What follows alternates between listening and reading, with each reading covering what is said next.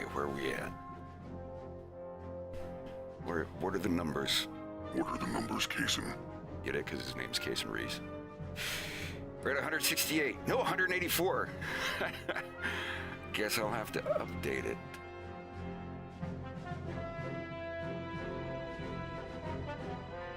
Look at that. God, it's not going to take that much longer at all. All right. Audio check, check, test. I guess we're about at yellow. Yar.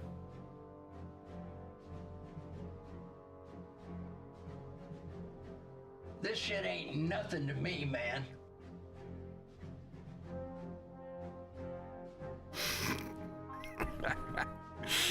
All right, so if you're just wait, audio check, video check, leaning wolf, check. I'm here. We're good. Hi everybody. Doing a little YouTube stream tonight because I just opened the pledge or a petition for a Rhys plush. He's my character, 100% original character. Do not alter, donut steal.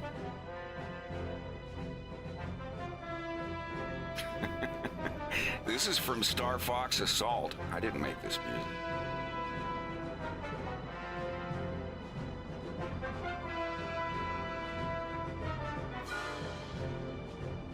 How are y'all doing? I hope you're doing well. So to start out, we have 186 pledged out of 200.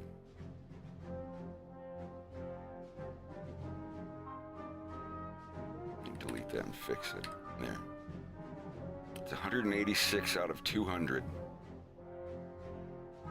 Go ahead and get us over here to the animation. I'm going to be doing a little animation tonight on episode 3. You're going to see some of Leon's family.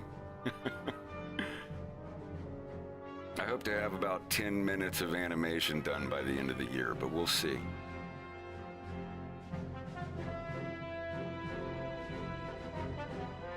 So this is what we're looking at.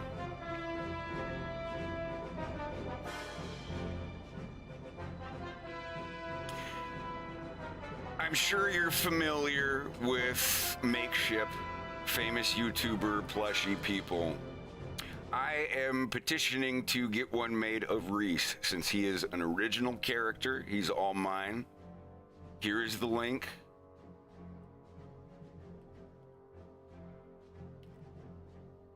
I will put it in the chat. And pin it. It might not let me pin it.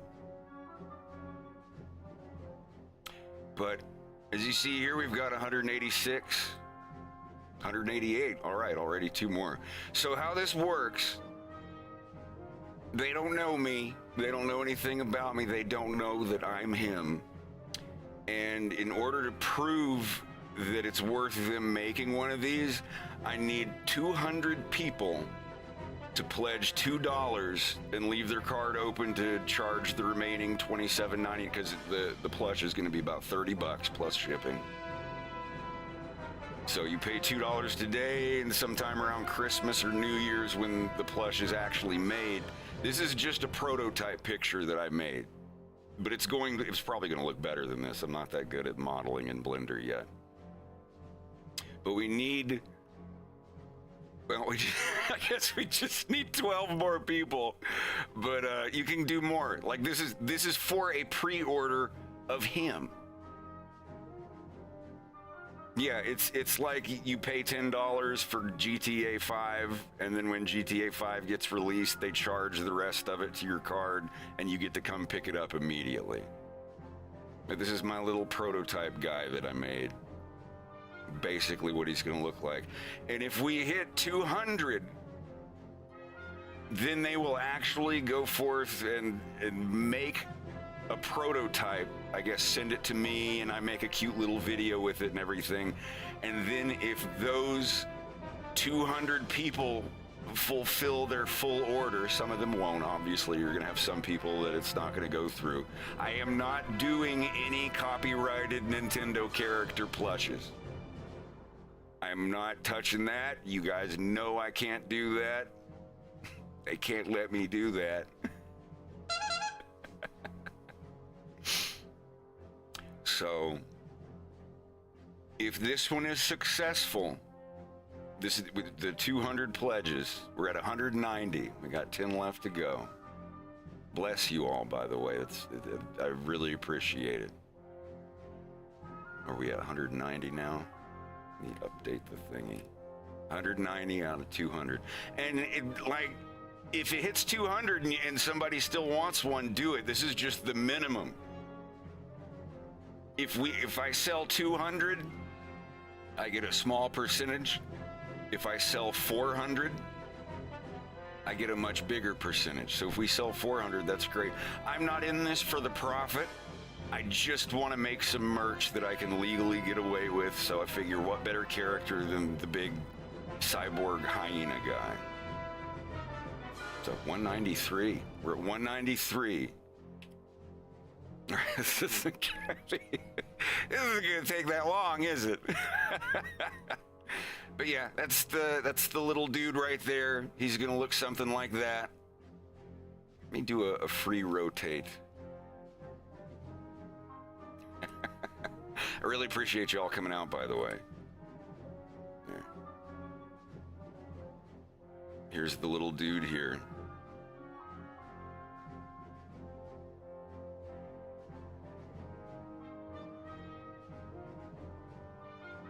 This is roughly what he's gonna look like. I guess he'll have like embroidered teeth. This is just a little basic model I sketched up in Blender. But this is what I'm shooting for it to look like. If you're familiar with Makeshift's other plushies, you know that they're pretty good quality. They're gonna look something like this. I was talking to my rep earlier today and he's stoked.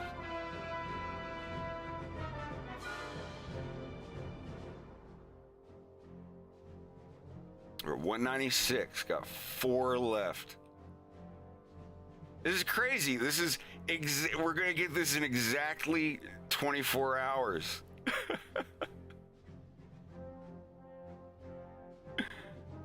Sorry, I wish I could get this text to look a little bit bigger on my screen.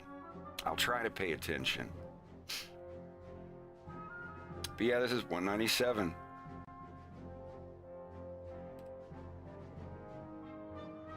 So back to what I was saying, if 200 people pledge their pre-order, then they will make a prototype with me. I'll be able to make a cute little video of it. I will be making an animated short as an ad.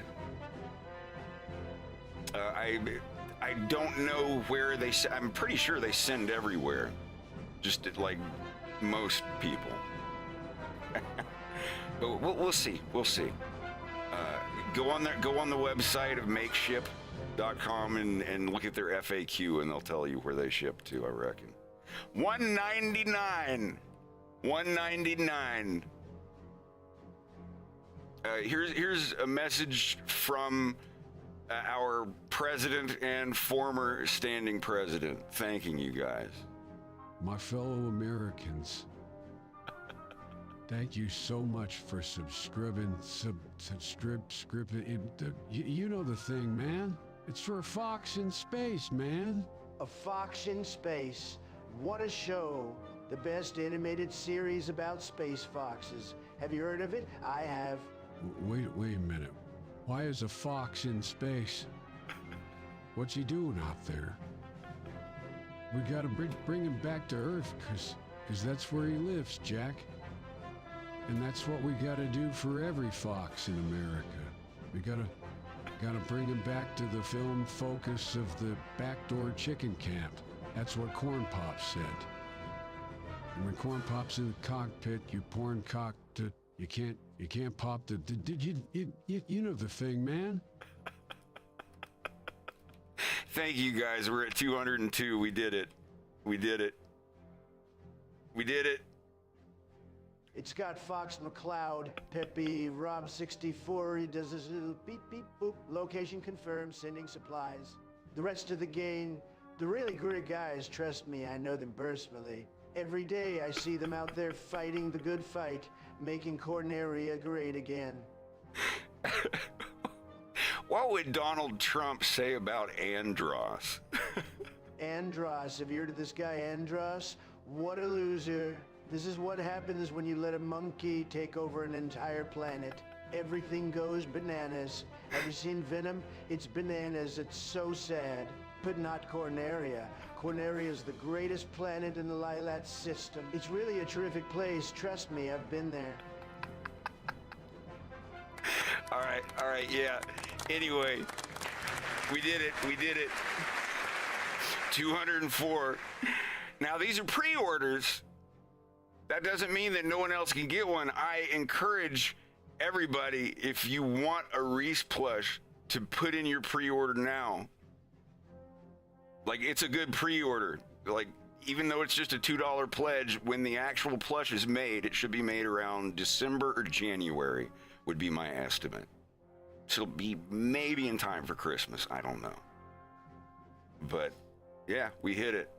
204. I'll go ahead and close this down and check back in from time to time.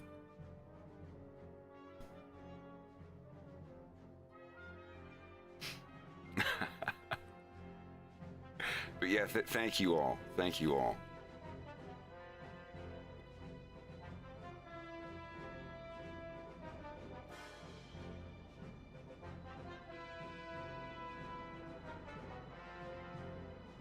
Is that all showing on the screen?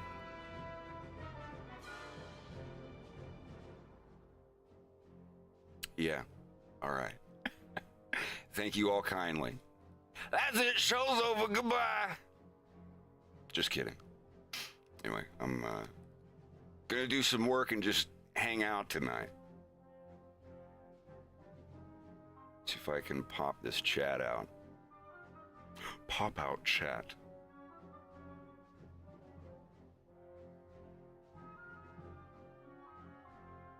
Yes, if and when I make an ad for the plush, once I get the little Yin plush, I will 100% make a little animation. I've already talked to Sonny. He's going to come back and reprise his voice role as Rhys.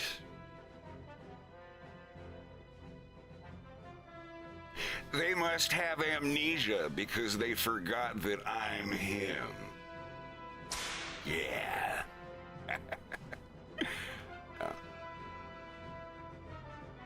Hello to Peru. I have a friend in Lima. Anyway, this is the little dude. This is what we're going to try to make him look like. It's not a very complicated design. I don't think we're going to have any trouble achieving this kind of design for him.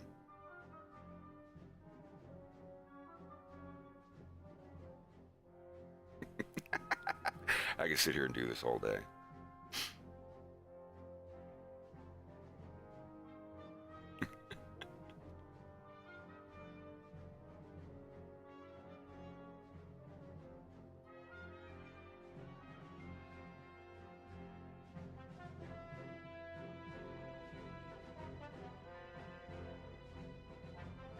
Are there no super chats? I can't do a super chat. Oh well.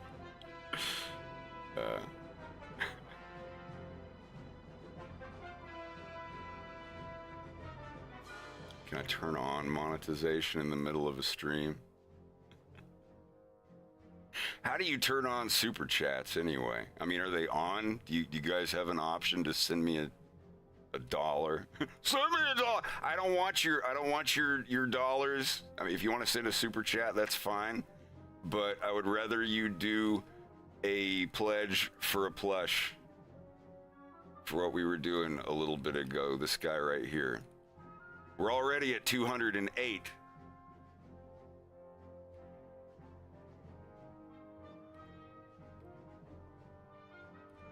And I guess we could say they're solid pre-orders now.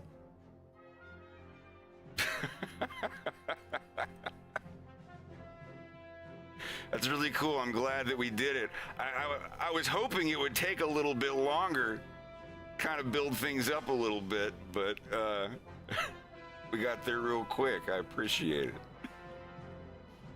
So anyway, how this works, we've just finished the petition phase.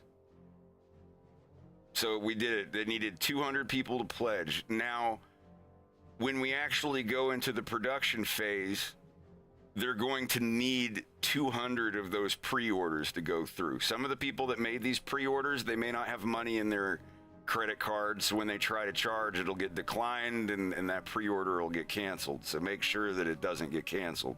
In the production phase, if I sell 200 full price payments, if 200 people pay this full price of $29.99 plus shipping and tax, when the plushies are being made, then they will be made. We succeeded.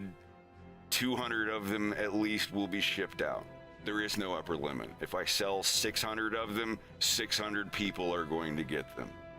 But if 200 of these pledges do not go through, if we do not hit at least 200, then everything's canceled, everyone gets their money fully refunded, and Rhys plushes do not exist.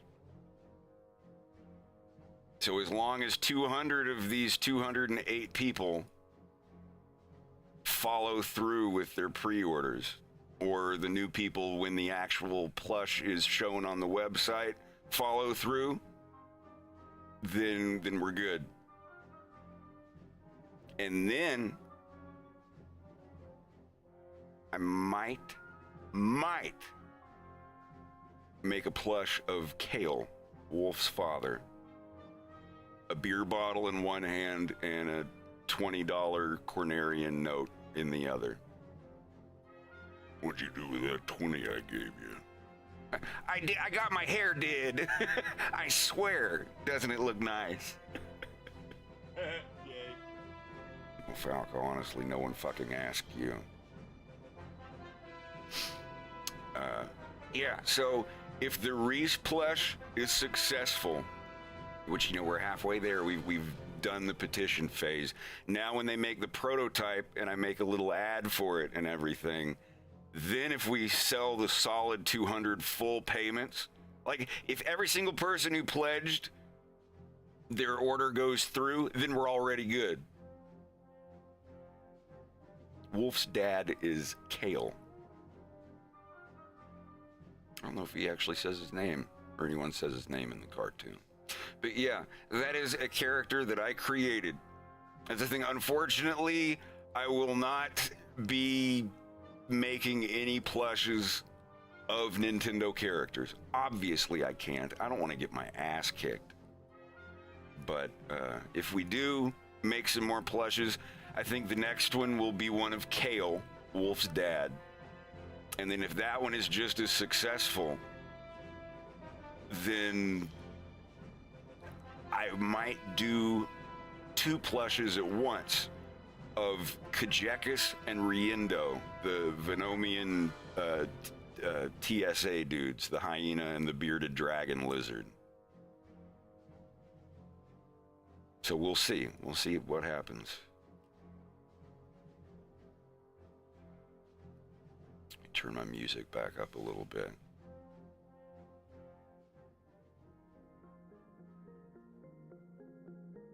Yes, one of them will be holding a flower pot.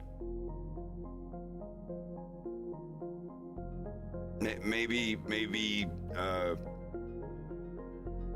Riendo will have a flower pot in one hand and a cigarette in the other. I don't know. We'll see. Maybe like a triple keychain thing, a Riendo keychain, a Kajekis keychain, and then a flower pot with a bunch of cigarettes in it keychain. All right, got super chats over here. Sorry, I didn't mean to go past these. Where are we at? Okay, first one here. They're definitely on. Emperor, thank you for the $2. Nickel the Wise, thanks for the $5. Can't wait for the plush. Gotta get back to work. Thanks for putting in work. Hey, appreciate it, man. No problem. Aqualust, $5. Question about production process. Do you film reference or act out? Honestly, the way that the characters are done, I have these basic little 3D models. You turn off the grease pencils. This is what I do. I animate these little basic models, so I have an idea of where the characters are. And then they come in and talk, and these are all the camera shots, the markers where they're saying their lines. Just so I have an idea of like when they're talking, like, I can't, nic nie rozumiesz ani słowa, czuć nie. I don't speak your language. Sorry. Leon, chodź tu! Synadzordzisty przybył. And then Leon will come in. I don't voice these guys. There's actually going to be Polish voice actors. The only other language character that I will be voicing here is Leon coming out. Hello, Wolf. Как дела? Как дела? Proszę. But yeah, to answer your question, I use these basic models. They're basically my animatic and my pencil test all in one. Obviously, see, I don't like literally follow them exactly. See, like I just kind of have the basic idea of where the hands are, and then I draw my own hands. But they're a big help. If there's a scene where two characters are wrestling with a gun or shaking hands or interacting with each other, it's very nice to have that. But before I get all of the lines, I'm still getting the last polish on the Polish lines. Ha ha ha, polish on the Polish. Hee hee hee. If there are any Polish speakers that would be interested in giving a look at my dialogue for this scene, I would love to get you on Discord.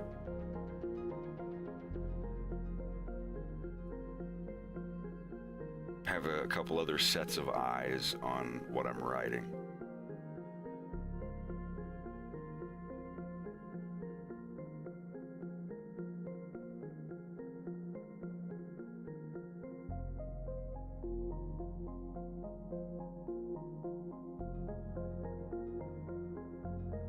Yeah, if you're just joining us, I was doing a little pledge drive for a Rhys plush, which is still open. If you want to get one, the link is pinned. There are 212 so far. We hit the goal of 200, but you can still pre-order one. They have not been made yet.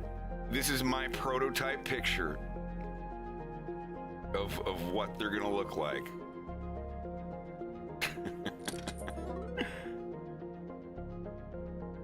Somebody following on Twitch.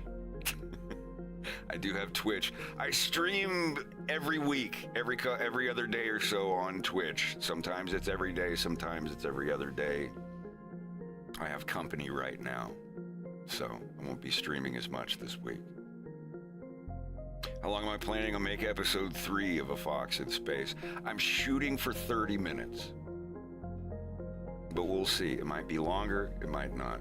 Episode 2 does not have 1 million views because I did not hit the algorithm.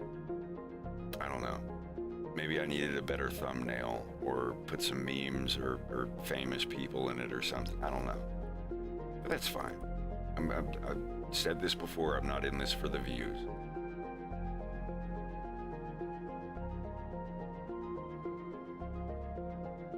But it would have been nice if one of the big animation commentary channels or a famous YouTuber or somebody mentioned it.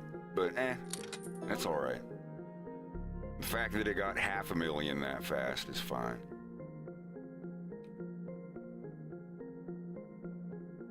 No, all of the people who did a voice for the cartoon went on their respective channels and talked it up and brought it up and advertised it. I'm eternally grateful for that.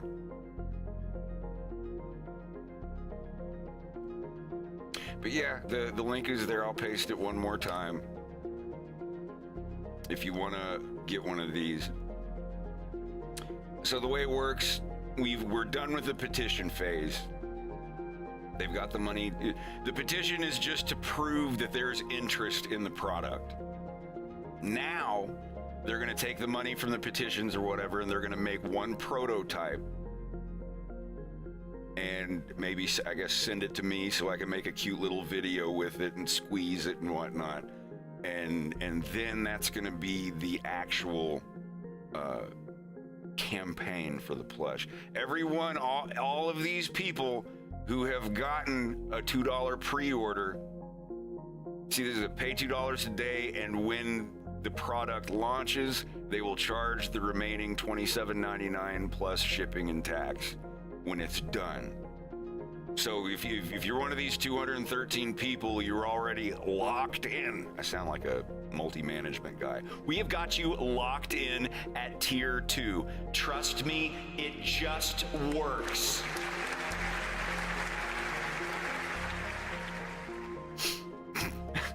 But yeah, we got it. There's the petition is done. We did it. So they are going to make a prototype with me. We'll get it figured out. And then, did they tell you how many people ordered more than one? You cannot do that for a petition. Once the actual orders begin, if you want to buy 20 of them, you can buy 20 of them. But it has to be 200 individual people for this petition, which we're at. We got it. It's just so, you know, like I can't go in there and just drop $400 and be like, oh, there, it looks like 200 people petitioned. And you're like, it's to prove that it's individual people wanting them. Super chat. I didn't miss one, did I? Renee C with 5. Kayla's a plushie. Hell yeah. Thank you for the fiber, Renee. I've got Pasta Guy with 5. Thank you very much. Just want to say I love your animations. Played a part in me finally checking the Star Fox series out. Good. Be creative. Even video games that don't have a very deep story will cause people to lose their mind and go make stuff. That's how I was with Sonic the Hedgehog when I was a little kid. And then Star Fox came out. It's like all of the characters have like 5 lines that they say over and over again. Fox is just like, all ships check in. I was like, oh my god, he's so dreamy. He's the coolest dude ever. But yeah, Dark Mario 66. $10. Thank you kindly.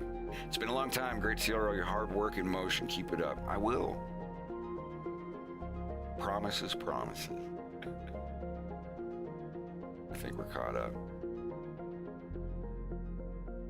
So yeah, once these start being produced somewhere in December maybe, as long as 200 of these people follow through with the rest of this payment, or if some of these people back out and more other people just do the full pre-order, as long as there are 200 full price pre-orders in the next phase, this will 100% be funded.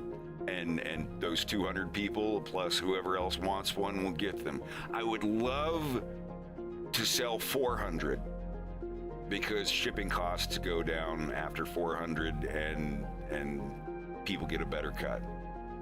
If not, like I said, I don't care. I'm not going to push it that hard.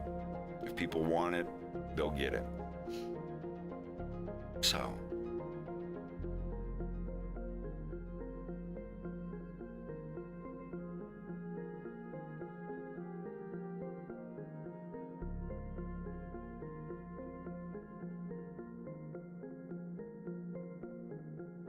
I still have to finish his hands.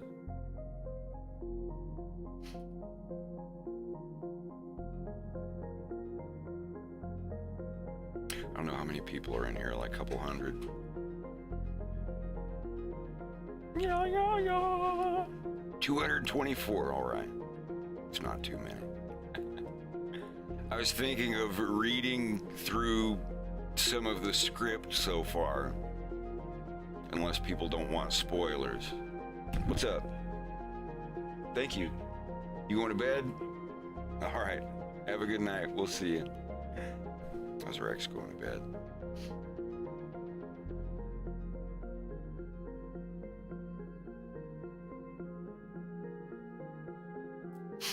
Hey, for real, and okay, 50. Thank you kindly. Actually got around and made a portfolio PDF since your last stream. Artsy stuff gets you going.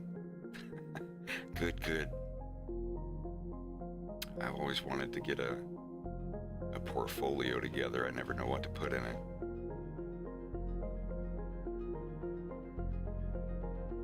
Golden Godlike grant $5. Love your work, man. Thanks for making this awesome series. I appreciate it. I will continue to do it. I will continue to be him.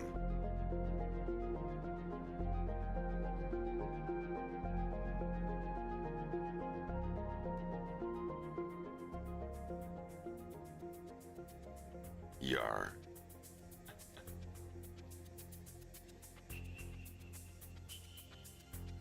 Why can't I bring my blaster? This is not what I signed up for, General. Well, you can't. There's the endangered species down there. You can't use a blaster. You must find some other way to defend yourself. Oh, great. Here we go again. Siegfried Stern, $10, thanks. Shining example of dedication to one's craft. Well, I like to think so.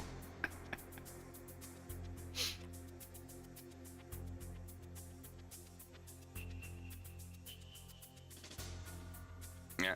After I finish this third episode of A Fox in Space, I will be moving over to my own project. Animated series that I've been designing and writing for over 7 years now on the side. What else have we got here? This is one of the character designs that I've been working on. The main character. There's others.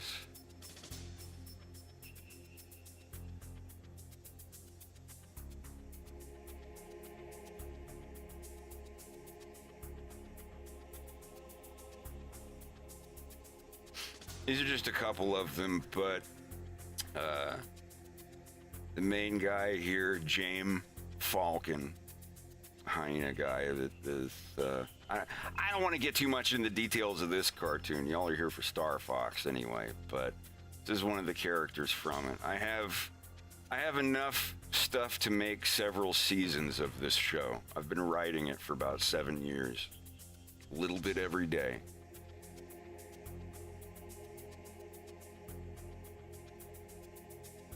Dante! I'm doing everything in grease pencil. How are you doing, buddy? Dante, that's the one. Great tutorials. Y'all check out Dante's channel if you're getting into grease pencil and blender stuff. Some of the best tutorials I've ever heard or seen in my life.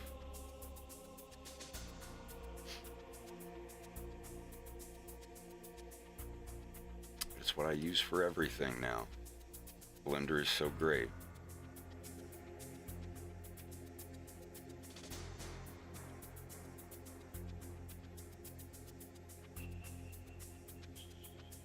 I don't have the mouth movements here yet because they're speaking in Polish, and I have to get the Polish lines.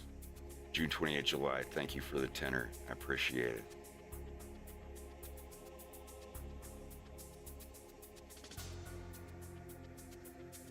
And they're eating them.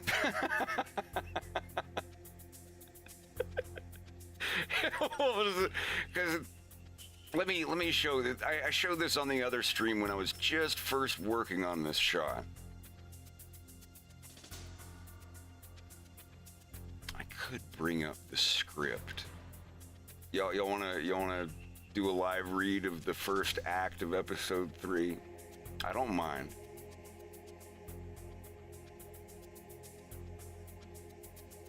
Let's take a look. Let's take a look over here. See if I can set up.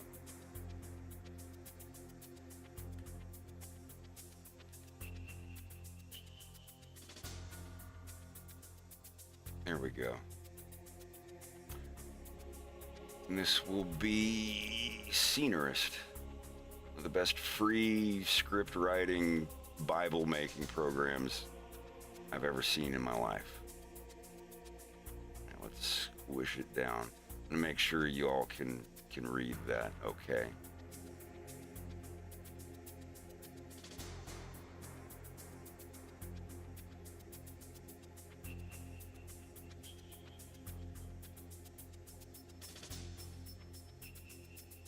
Me add a crop.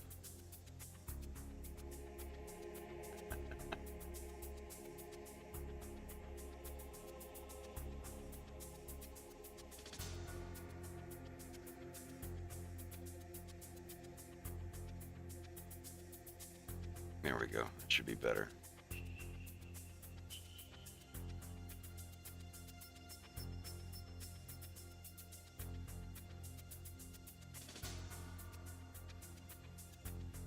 Can you all see that? All right.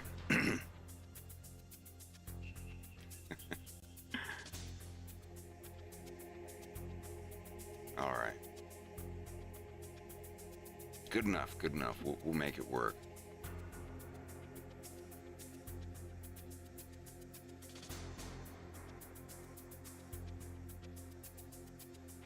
All right. Let's see.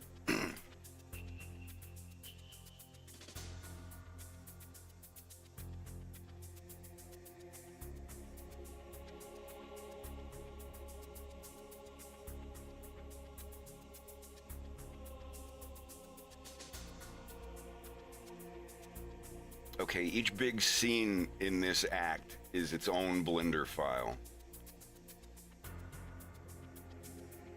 So, let me scooch this to the other side. It'd probably be a better idea. I assume everybody can read that. Okay, Bowen White, thank you for the $5. I love you too. I will keep up the good work.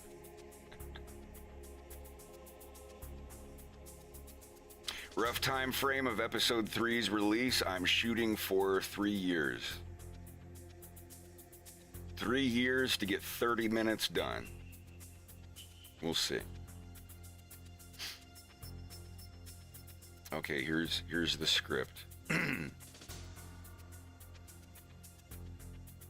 External shot, ship landing pad, Fortuna, dawn.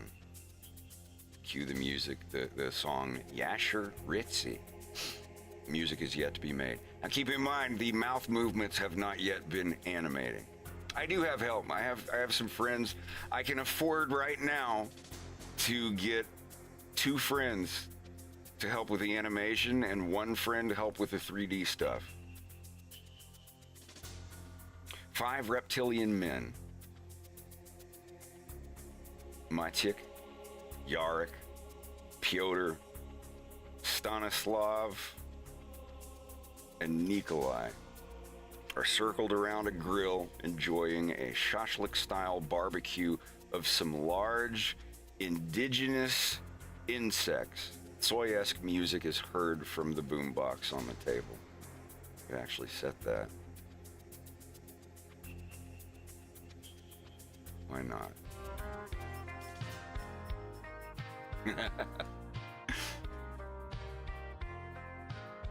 The men eventually notice the small ship landing on. See, the fog won't render until it's holding still, so you won't see the fog while it's playing.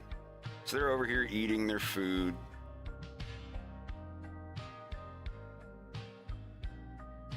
And he's like, hey, go over there. Like I said, this is just playing. This isn't the final render. The final render looks a little better than this. And then shot 2. The men look beyond the camera at the ship landing. Nikolai starts to walk toward the ship. Shot 3. The landing gear of the ship locks and the canopy raises. Wolf gets out of his chair as Nikolai approaches. Wolf climbs down from the greenie's extended rungs as Nikolai approaches, smoking a cigarette. The two stand a few feet apart. Nikolai takes a drag off his cigarette. And that's the first thing here. Hold on a minute.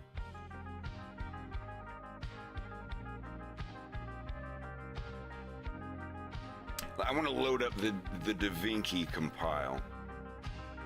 I use DaVinci Resolve now. I've moved over from Vegas. It's tough. It's tough to learn a new thing.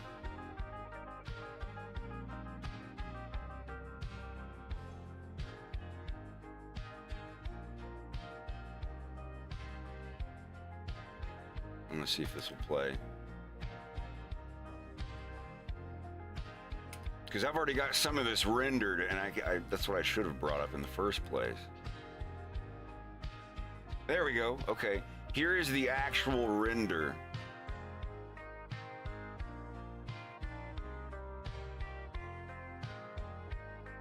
So you can actually see the quality of it.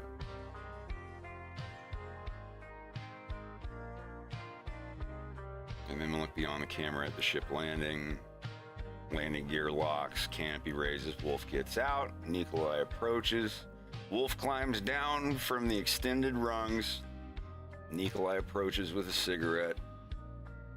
He takes a drag off of it. Blows the smoke in Wolf's face. Wolf opens his eyes and says, "You must be Nikolai." And this is where he's gonna hold up his hand and be like, "Launch key." And we're gonna hold on that for a minute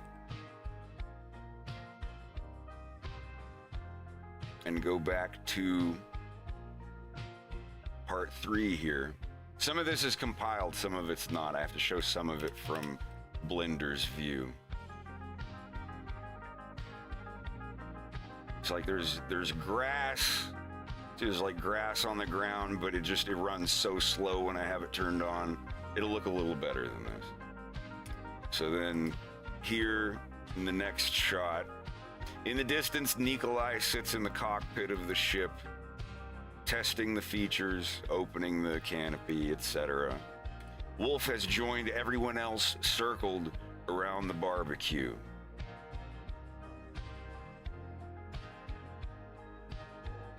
They're all just, sitting there eating and looking back. And then Maciek sees Wolf looking at the barbecue here. And he looks, I love this part so much. He's like, "Głodny, poczęstuj." I'm not going to try to read the Polish. I don't know one word of Polish.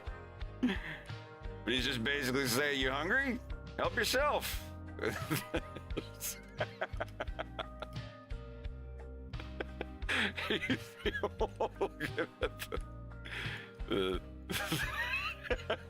Just the shot of him there.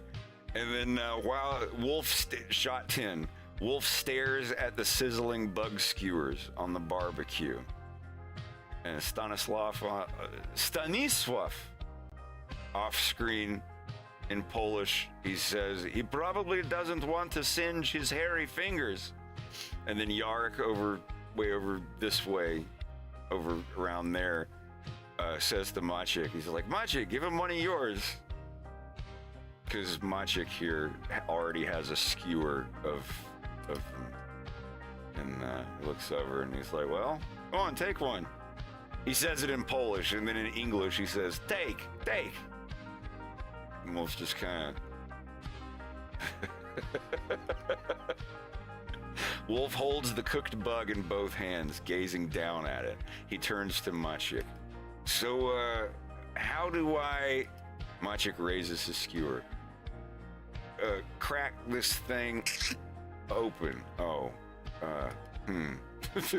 Maciek takes a huge bite out of his next cooked bug. His teeth tear away almost exactly half of it.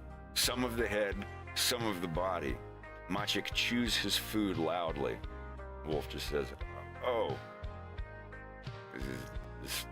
So do I just crack the shell, or oh, you just ate literally half of it? And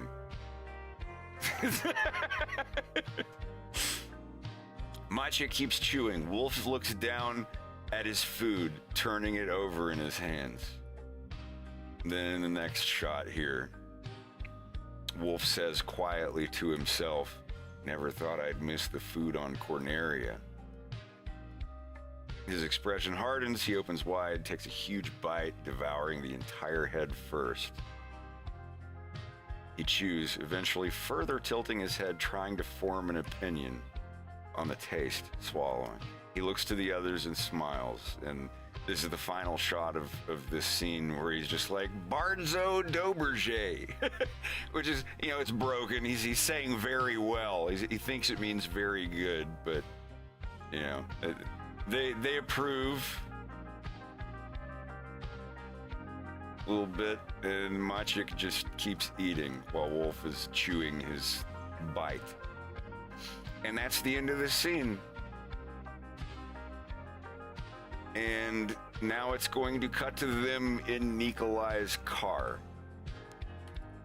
Let me get to the next scene here.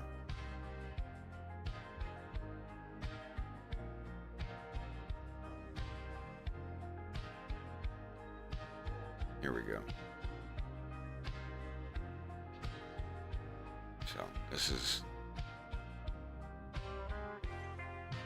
How far in are we? This is about 3 minutes in. Yes, there are 2 Wolf quotes that are in this act, and people were gonna be, and neither of them are from a Star Fox game. Anyhow, let me get some water. I've got to hydrate.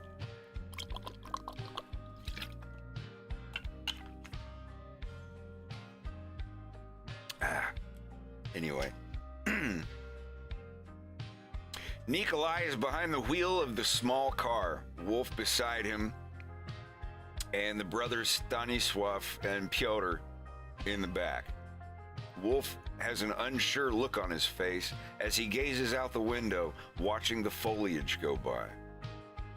And this is where Stanisław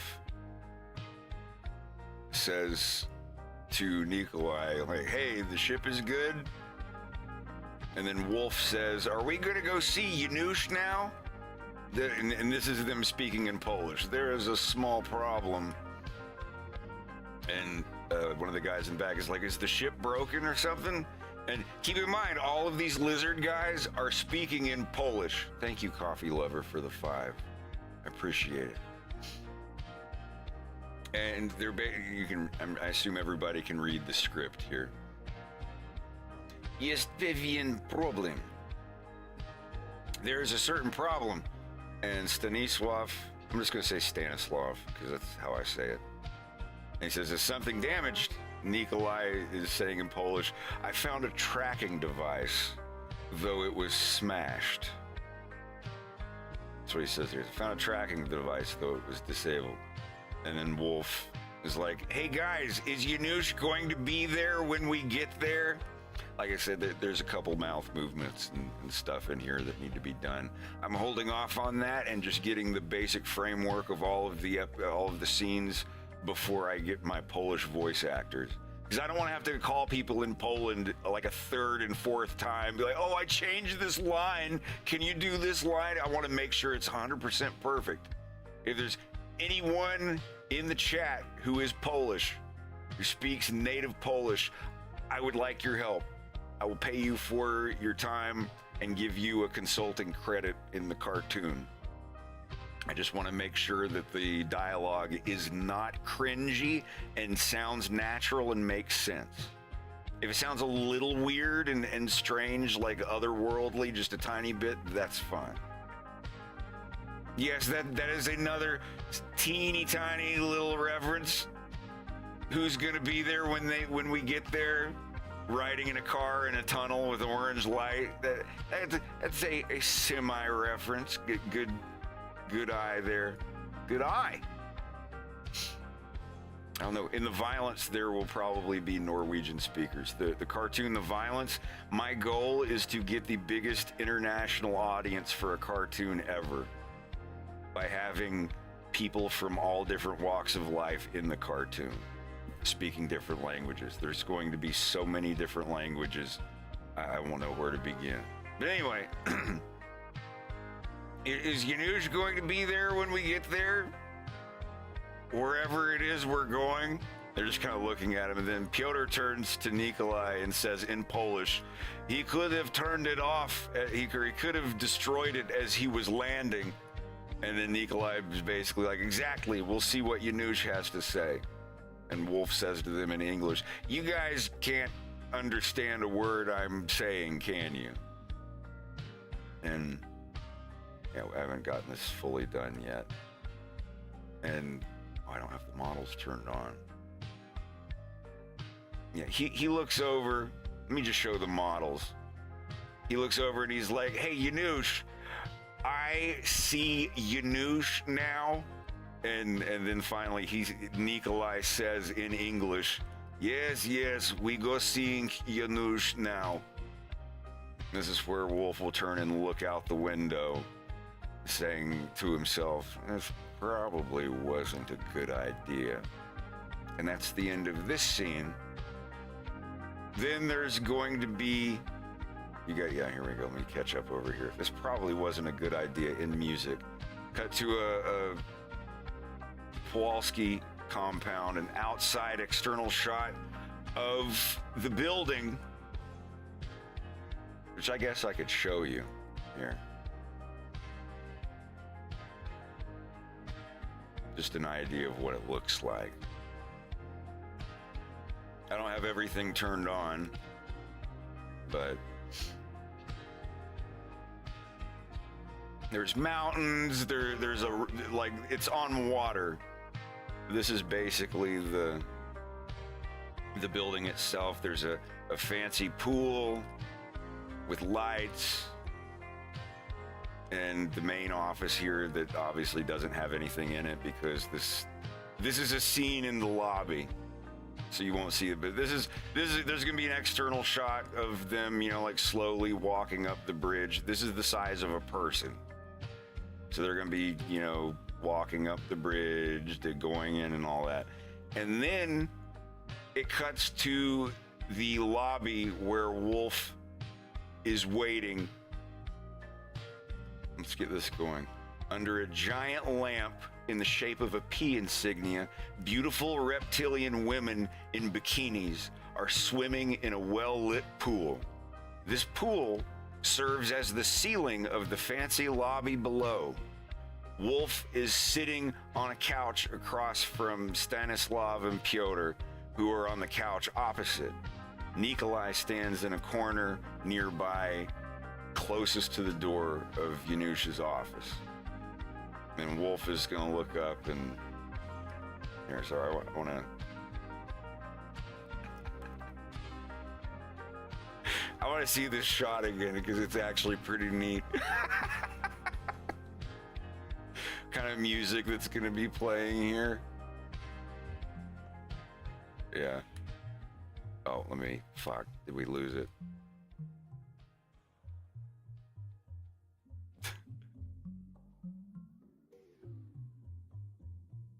Yeah, this is I've lost the script. I flipped the script. The music that's going to play here is going to sound something like this.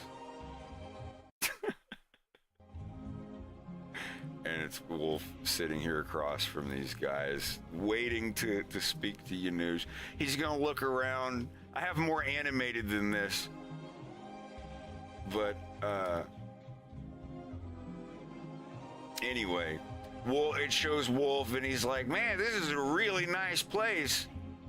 Piotr looks at Wolf's hair and then turns to his brother, Stanislav. Piotr runs his finger up and down in front of his forehead, referencing Wolf's styled hair.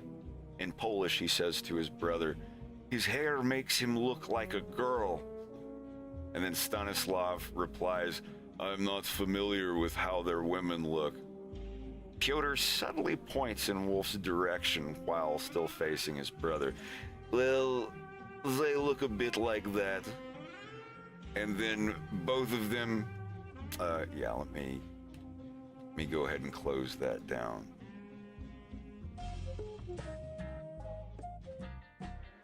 Get back to the, see, like I said, half of this is in Blender, half of it's rendered out.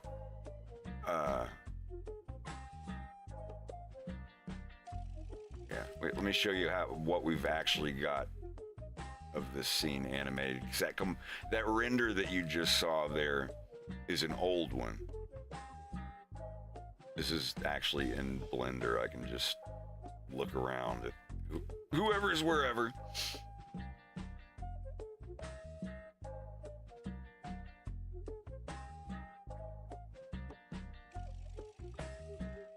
This is where, like, ignore the shitty shadows. Like right here, this is not rendered. Like, you have to stop playing. Stop playing. You gotta stop playing and let it render. So if you see in runtime in Blender it looks kind of weird, don't worry about it. It's not gonna look like that. Bossman Supremo, thanks for the twofer. I appreciate it. I'm glad you like it. So yeah, this is Wolf. You know, he's just, you know, looking around at everything. Looks over, he's like, this is a really nice place. This is where, like I said, I haven't got him finished here yet. He's like, his hair makes him look like a girl. Stanislav was like, I don't know what their women look like. He's like, they look a bit like that. And then they laugh a little bit. And here, like, Wolf is gonna look at them as they're giggling to themselves. And he can tell. He's like, they look a bit like that. They try to hide their grinning. It isn't hard for Wolf to figure out that they're making fun of his hairstyle. He self-consciously scratches the side of his head and looks away a little bit. Like I said, I have a friend working on the animation for this. This part isn't done yet. And then, you know, it cuts back to Nikolai, and he's laughing too. And even Nikolai smirks. A light on the door panel next to him lights up. This one here. Nikolai puts his cigarette out and says, hey, you go in now. Yeah. He goes, beep. He's gonna be like, hey, you go in. Here. And Wolf gets up, and the guy opens the door for him. And that's the end of this scene. And the one that you just saw a little bit ago is what I'm working on right now. Like I said, all these parts that are unfinished, I'm giving those to other people to finish while I continue forward. An internal shot, Kowalski compound, Yanush's office. This is the one where you can actually see the outside world a good bit. Of course, see, I have the top of the building cut out because you don't see it in this. This is like level design. If there's something in a part of an area that you don't see in a level, you delete it. It cuts your loading times down. It's like the only shot you see is over in this way out of the window. There's never going to be a shot in the scene that shows this side, so I didn't bother putting grass and weeds there. Here, I've got moving water and trees and stuff moving around. Anyway. So this is right after they've made fun of his hair. And he knows it looks a little metro. So this is the first shot. Janusz, a well-spoken chameleon in his 50s, sits at his desk, closely watching a Polish newscast regarding Andros's brains speech. I have a timeline here. See, if you look at this, check this out. I have the exact hour timeline. I think this is showing up. Fortuna time, Corneria time, and Venom time. At this time of the decade or whatever, Corneria and Venom are only like 30 minutes off. They're actually very similar. This is everything starting 8 p.m. when James and Peppy save Beltino and leave for Venom. This is the beginning of the events here. And it goes all the way through the next hours, all the way through everything up until, James being brought to Andros. I have everything hour by hour. So right now, if you want to see this, check this out. I assume this is showing up. No, I'm just doing a YouTube stream tonight. I was promoting the Rhys Plush campaign. The link is pinned if you're interested in getting the little Rhys plush. Showing it off on stream. This little guy.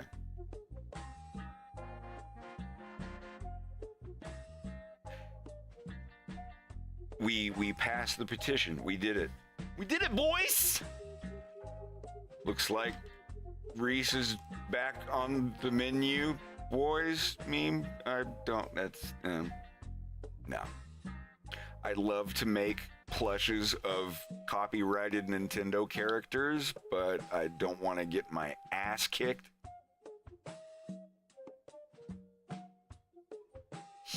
Anyway, I want to blow this up a little bit bigger where you can see it.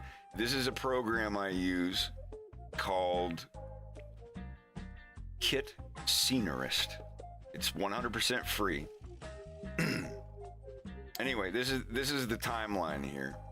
Before I get back to the office scene, I wanted to show you this because this is actually really cool.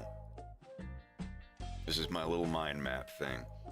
So, orange is Corneria. Purple is Fortuna. Venom is green. If something is happening on Corneria, it's orange. On Venom, it's green, so on and so forth. So, check this out. 8 p.m. Wolf and Farah are hanging out in his room. Fox is playing video games in the living room with Wolf's dad. At the same time that Peppy and James are leaving Corneria. At the time that Peppy and James are blasting up out of the atmosphere in their R-Wings, Wolf and Farah are hanging out in his room and playing video games. I think that's right.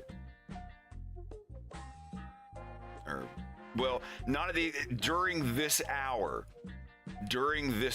That doesn't mean at the same time, because I know that Wolf, this happens before this happens. In the same hour, Wolf and Farah hanging out, and then he talks to his dad, and he's like, "Oh man, what?" And like, "You gotta take him with you," and all that. And then James saves Beltino from the two bad guys. Excuse me. And Beltino's like, "We got to get you guys in the air."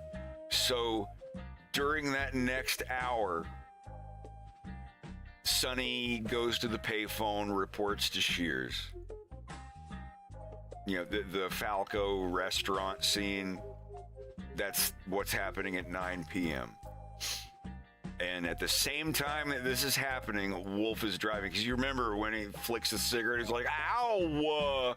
And then it cuts to Wolf in the car, and Farah and Fox is playing Game Boy.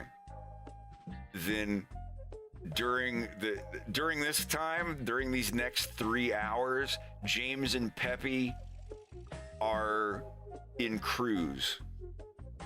They're in cruise. There's nothing updating their events. They take 3 or 4 hours to get to Venom.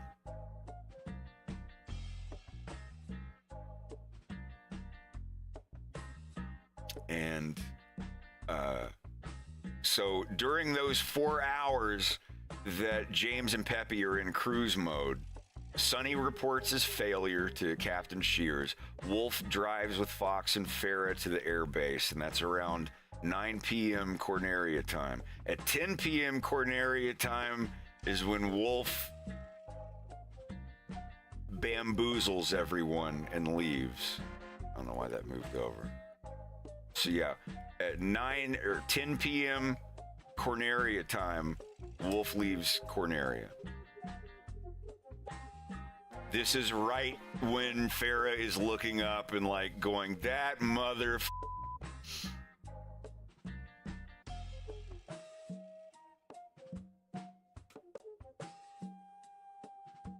At 11 p.m., they're still, Peppy and James are still in cruise. They're almost to Venom at this point.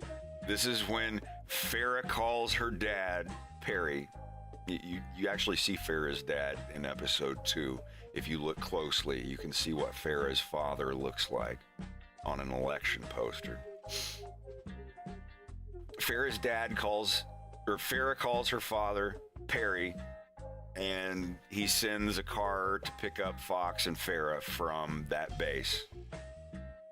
That's all that happens at 11 p.m. Midnight, and also this is about midnight 30 Venom time. An hour later after this happens, James and Peppy arrive on Venom. And at the same time, right as James and Peppy are arriving, Fox is being escorted by basically Cornerian Secret Service agents. Little 12-year-old Fox with his Game Boy is made to stay in a guest room at the Phoenix estate while Farrah's father figures out what the fuck is going on. And they're just like, you're staying here tonight. Your dad's not here. You're not staying at the guy's house who is the father of the guy who just messed up my daughter's life. You're staying here until I get the full story. So that's Farrah's father saying this. All right. 1 a.m. The 30-minute offset for Venom. An hour later, by the time James and Peppy are boarding the train on Venom in episode 2, Fox is already, this is act 3. Fox is already picked up by Farrah's father's men. And Farrah and Fox are getting questioned, and Fox is just like, I just play video games. I don't do, like they figure out pretty quick that like little 12-year-old Fox has no idea what the fuck's going on or why Wolf stole a ship. So they're just like, well, here's a guest bedroom. You got a shower in there. Like, just play your Game Boy and go to sleep. We'll take you back home in the morning when we're done questioning this Wolf guy's dad. God, my nose is itchy. Anyway, yeah, James and Peppy are boarding the train and sitting at the bar with Pigma. I should write that in there.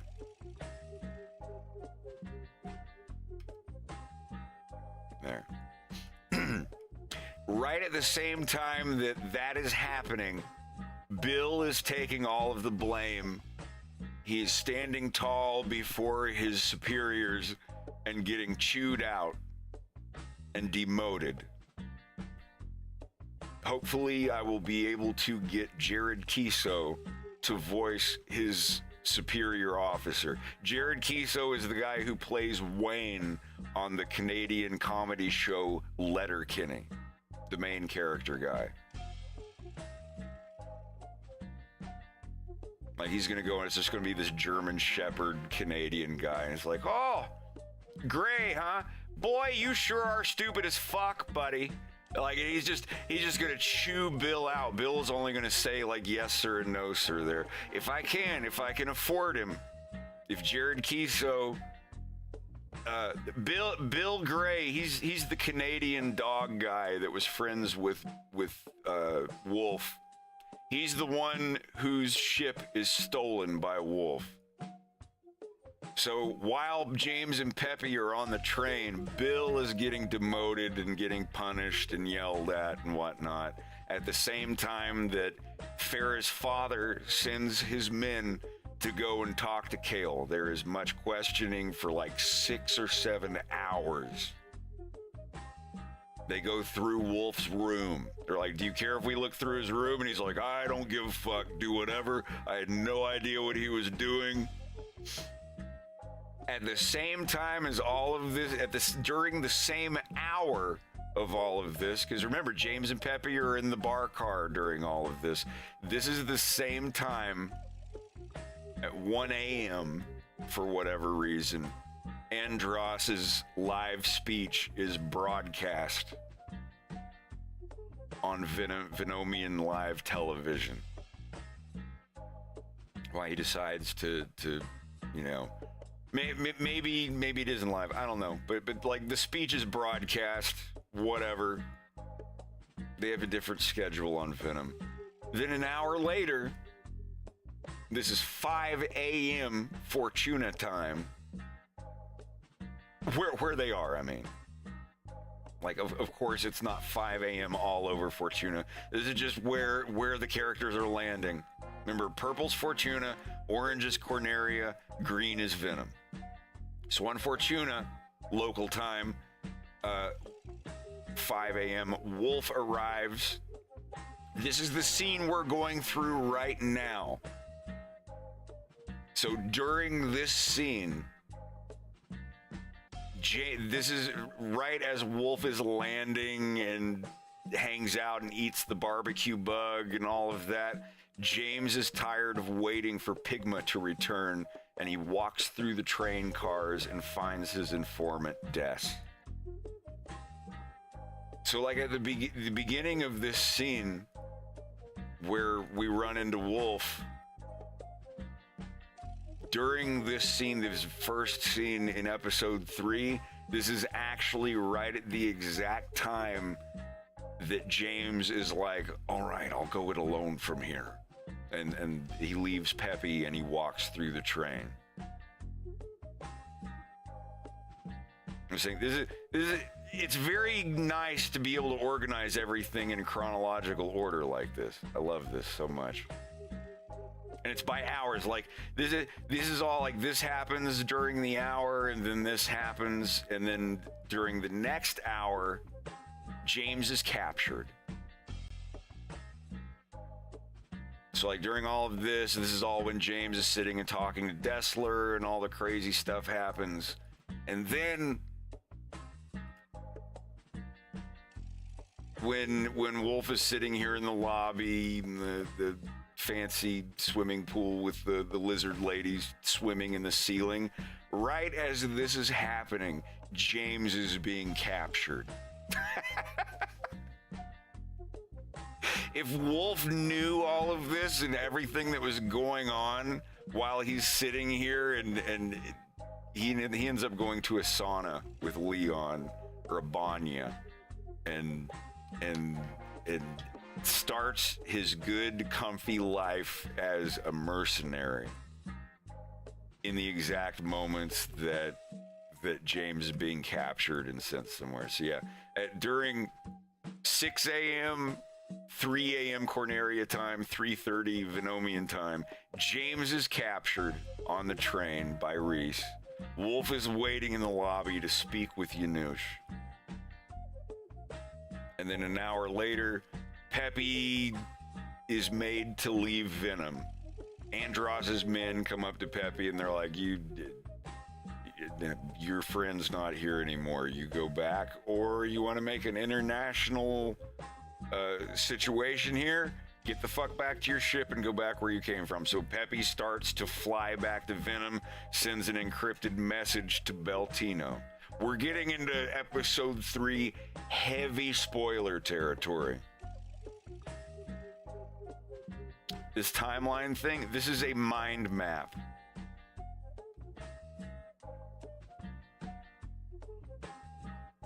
Because I can make one of these, I can make a thing coming off of it with arrows that go to different things and type in whatever, you know, and have things that point to other things and all that. This is a mind map. I'm just not using it with the arrows. I'm just like, I just want a sticky note thing that I can mess with. So yeah, during this, now this is heavy spoilers for episode 3. Like people getting shot and changing their life and whatnot. So just letting you know now. During the time that Peppy leaves Venom, sends an encrypted message to Beltino saying like things didn't go good. James isn't here. I haven't heard from him. I think James might be in trouble or worse. At the same time that Wolf is talking to Yanush in his office. So once again, I'm going to say this one more time. Big spoilers for episode 3. If you don't want to hear it, jump out, bail out, mute yourself. I don't know. Wolf talks to Yanush and is hired to train his son Leon how to fly. We'll get to that. And then an hour later, while Wolf is getting hired, James is being driven to the research facility.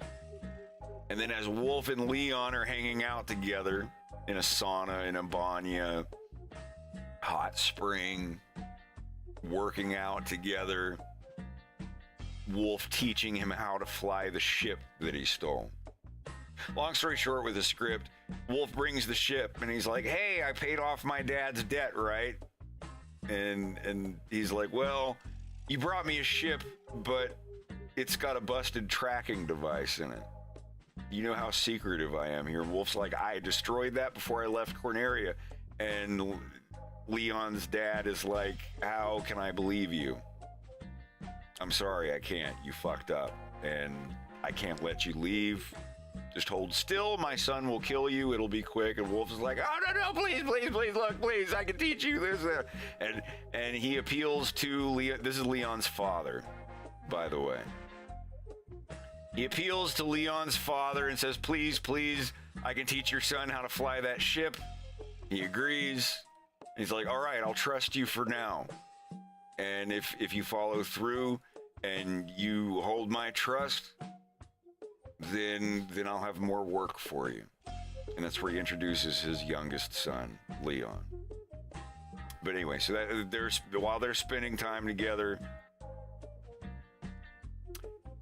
James is in Andros's office being, Andros is trying to appeal to James. Like, look,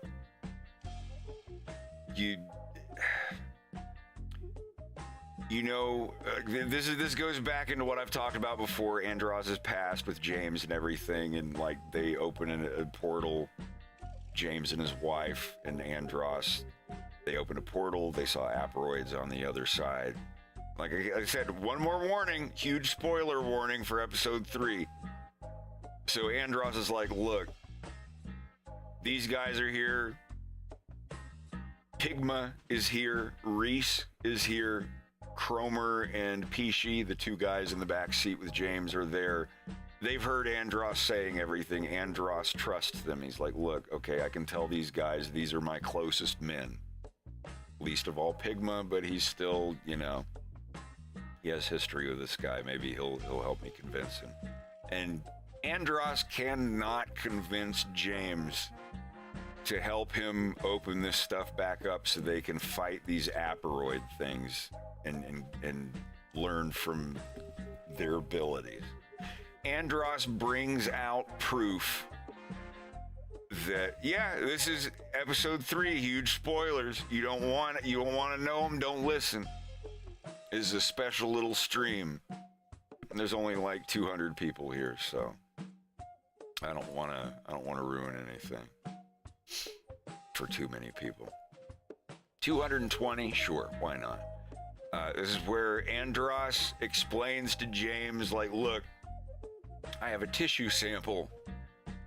I was able to save this from, whatever. Pigma sees this stuff. Pigma sees the salvage video footage of these things existing. You can see the discomfort in Pigma's expression in episode 2 when he's in the car while Andros is talking. He's all like, hey, yeah, I'm pointing a gun at James McLeod and we got you. I succeeded. And then he hears Andros talking all of this stuff about these creatures on the other side of the hole, and they know we're here, and we have to do. And then you see Pigma a little bit later. He's just like, what the hell are these guys talking about? You could see he's like maybe in over his head. And then he's shown the footage and proof that these aperoid things exist and what they did to the science team that went in with James and Vixie. and Pigma is absolutely terrified. And he's kind of shaking, and he's got that gun in his hand. And Andros sees him as he's talking, and he's like, "Put that fucking gun on my desk before you hurt somebody." And Pigma's like, yeah, I'm sorry. Pigma puts his gun, goes to put the gun on the desk, but he's trembling so much that he drops the gun and it goes off. And then half a second later, we see Pigma get hit right in the teeth by a projectile. And blood and Pigma's choking. You almost think that Pigma is hit by his own ricocheting bullet right in the mouth. Andros looks at him yelling, "You idiot!" And then he looks over and sees James slumping down the wall with his slingshot outstretched, having just fired almost like a reflex something right at Pigma's mouth. And James has a growing red spot right in the middle of his chest. James is shot by Pigma in the heart, or around the heart. In the last few seconds that James is conscious, just out of reflex, he shoots Pigma in the mouth. And Pigma's on the ground, choking, holding his throat, purple in the face. Then finally he coughs up a peppermint ball. Andros scales his desk, screaming, "You idiot!" Going over to James, who's been shot in the heart by accident, completely by accident, but it's still Pigma that does. And Andros, just almost on the verge of crying, starts yelling to Rhys and Peachy and Cromer to grab a cryo chamber, to bring one up from the floor below.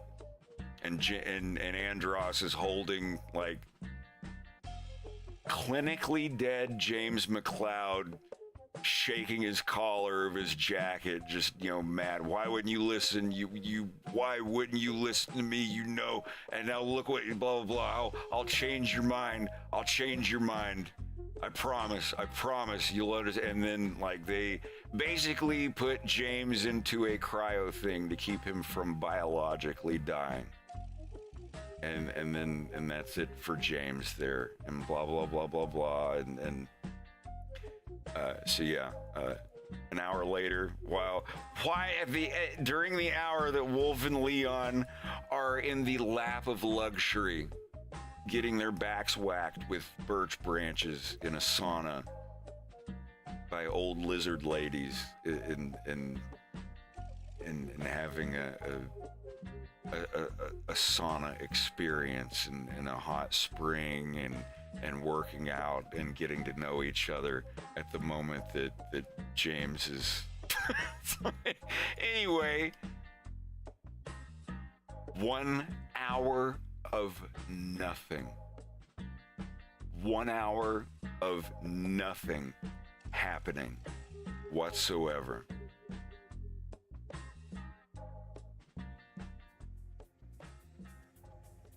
And then an hour later, Pepe finally arrives on Corneria, met immediately with people scanning everything, checking his ship.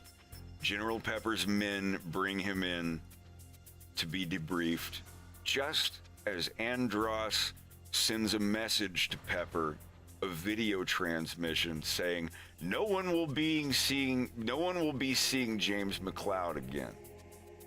I couldn't convince him in the end. James's final mistake was trusting you. And then he closes the thing. And he says, General Pepper, yeah, you can make up whatever story you want for your sheep. I don't fucking care. Andros just cuts the transmission. So Pepe hears that. They're all like, yeah, Andros killed James McLeod. Holy fuck. That's all that Andros says. An hour later, at the Phoenix estate, little Fox McLeod wakes up.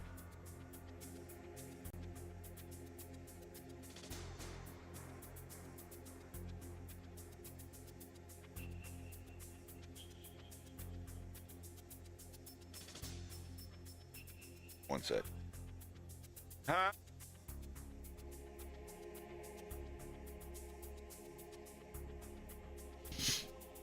So, yeah, an hour later, little Fox McLeod wakes up in a huge bed, huge fancy guest room. Like I said, he's at the Phoenix estate. Farrah's father is figuring out everything from Kale. An hour later, Fox is escorted back to where he was across the street from his own house to Kale's house by another limousine driver for Farrah's father. Kale is drunk. As they leave, he's obviously been informed by whoever these other people were that James McLeod is no more. Combined with his son stealing the ship and all of this stuff. So yeah, Kale is pretty lubricated. He has had something to drink tonight. And Kale, red-eyed and snot hanging out of his nose, drunk as hell, tells Fox to come on inside, that he's got to tell him something. When he sees Fox, just has no idea what's going on. And then right about this time, this is 10 in the morning, Corneria time. At the same time that this is happening, that Fox discovers the fate of his father, Carlo is driving through town the next morning, and he stops at a red light. And while he's at the red light, still mad about his kid, Falco, he looks out the window of his car and he sees a sign for the same scooter that Falco had that was stolen, 50% off. And he just stares, and then he sighs. Like, you see him look at the sign, and he's just and just shakes his head, and it cuts there. Now, I'm going to the end of the first half of episode 3. I'll be done in like 5 minutes, and then the rest is just, I'm gonna go back to animated. Feeling bad, Carlo buys a new scooter for his son Falco.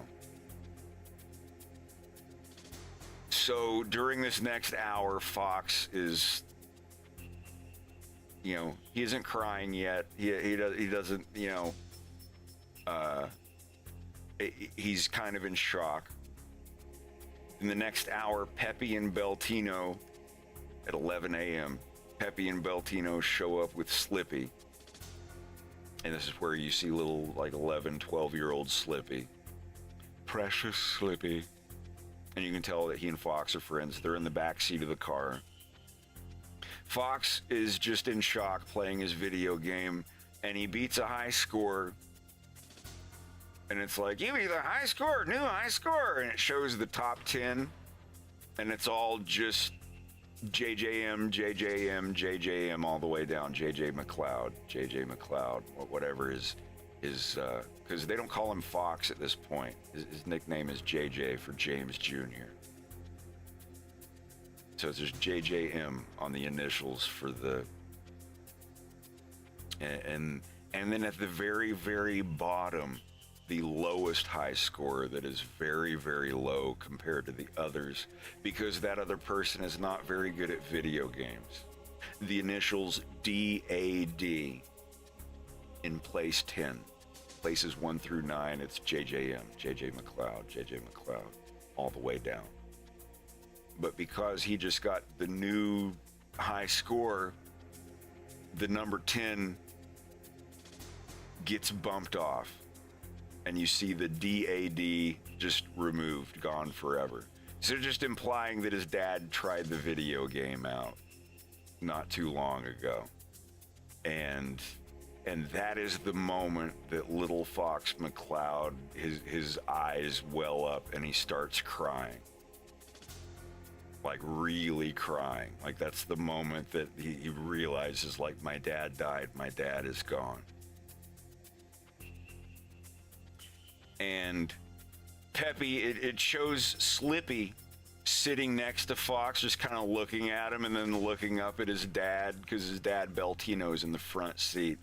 And Beltino kind of like scrunches up his face and like, you know, like leans, just kind of with body language like, hey, console him, you know, yeah, come on.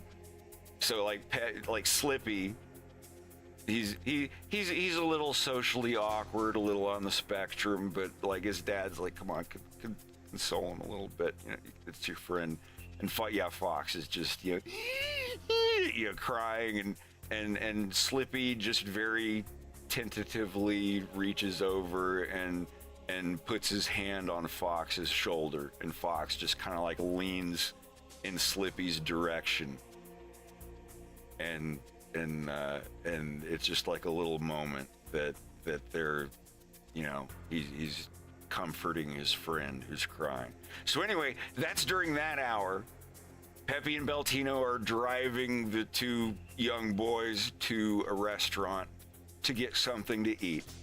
To help, you know, like let's get them a nice breakfast somewhere, something like that.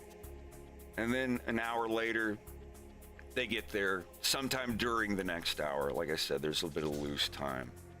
Fox has kind of calmed down, and just, you know, he's gotten it out of his system like he needed to. Around noon at the restaurant, they're sitting there looking at the menus, and they hear like outside, like a little putt-putt of a motorized vehicle, and up pulls Falco with a brand new scooter of a different color. It's not a red one, it's a green one. And he pulls up. He has no idea who they are, but he walks up to him to order his food. Or before he orders his food, and he's like, hey, you guys mind if you could, you guys think you could watch my scooter really quick so nobody steals it? I gotta go order my food. Yeah, so, and you know, 13-year-old Falco comes up, and Fox is still like sniffling. He's like, hey, what's wrong with that guy? And Peppy leans over to Falco, and he's basically like, he just lost his father.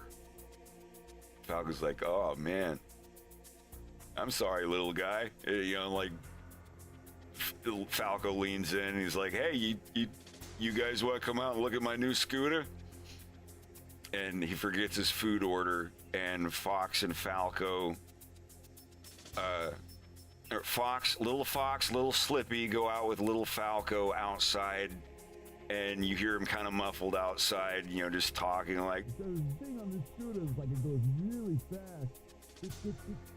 Like you hear him muffled outside, and it's just a shot of Peppy and Beltino looking out at them while the boys are playing with the scooter, or Falco's showing it to him, and it fades out to black. And it's kind of the first moment in history that all 4 future members of the Star Fox team have interacted with each other. And it fades out to black there. And that is when the rest of episode 3 moves up to present day. So it's like that's what's going to happen in the first half of episode 3. The second half of episode 3, it's going to cut right back in where episode 1 left off. Fox sitting at a table with Wolf and Andros on Sargasso. So, I don't know. Okay, spoilers over. I'm not going to say anything that happens in the second half of episode 2.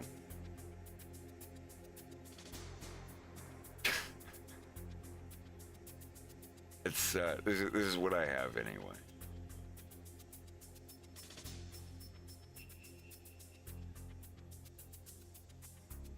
So right now, an hour and a half later. Sorry, I know I run my mouth a little bit.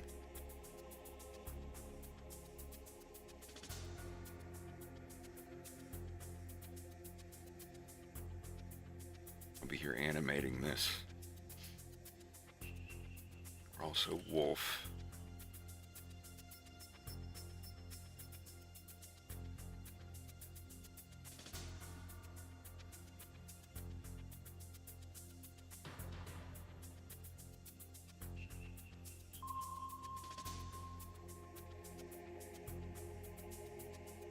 Yeah, the spoilers are over. I'm just doing some animation now.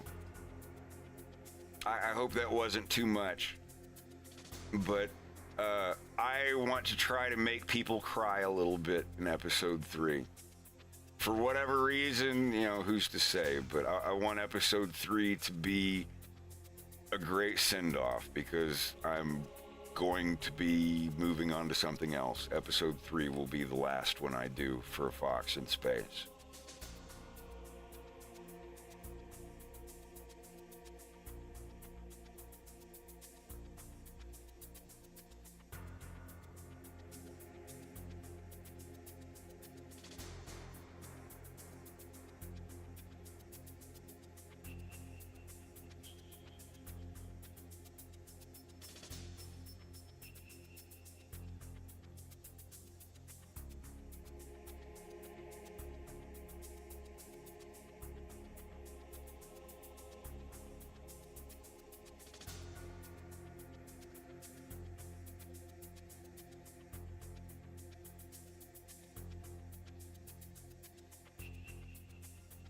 Just getting my shot set up here. What's the expected finish date for episode 3? I'm going to be spending about 3 years on it.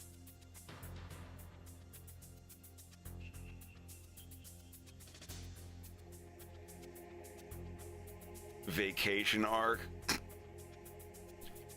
I don't even know how to take a vacation anymore. Technically, I'm on vacation right now. 2 of my dearest friends are here to visit.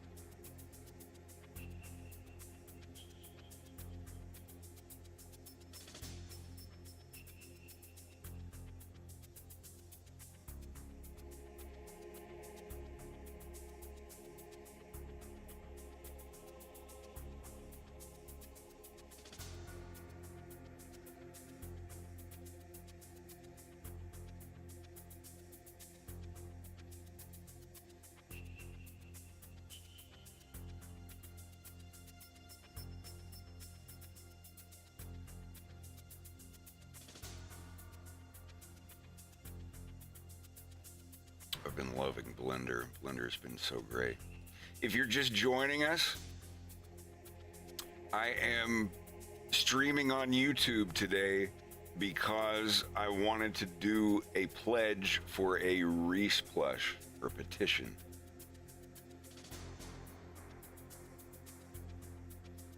If anyone is still interested in, Jesus, 228. If you're familiar with Makeship, the people who make plush characters for famous YouTubers and streamers and stuff, I am putting together a Rhys plush concept for them. I'll show it. Let me show it again.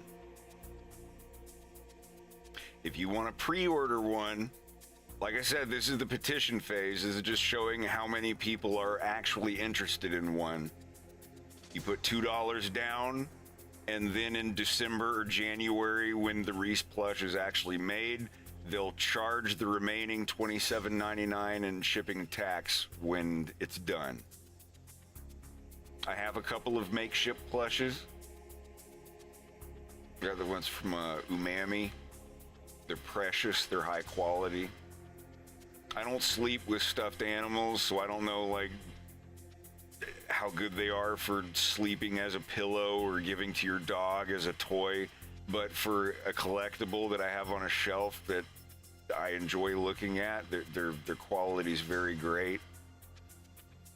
I've thrown a couple of them across the room for the hell of it. They're fine. But yeah, if you're interested, this is the link. Would I ever make plushies for non-Star Fox related characters? Absolutely. Those are the only ones that I want to make. Because everyone's like, oh, make a fox and a wolf and an Andros plush. I was like, no, I'm not doing that. I'll get in trouble, and you know I will get in trouble. But for Rhys, the big hyena guy, that is 100% my character.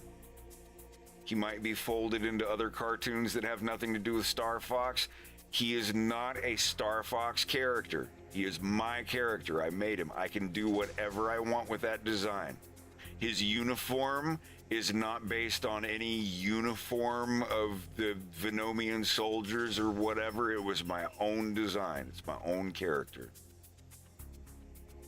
Because I've already had somebody making a stank in the comments on my thing, like, don't be stupid, you're gonna get C and D. I was like, this is not a Nintendo character. I own this character. Kale, not Dessler. Dessler is actually in a Nintendo comic book. Dessler Koba, the II guy, is in the Star Fox mission file printout. But Rhys, the Eckblade lemurs, Clem and Pole Eckblade,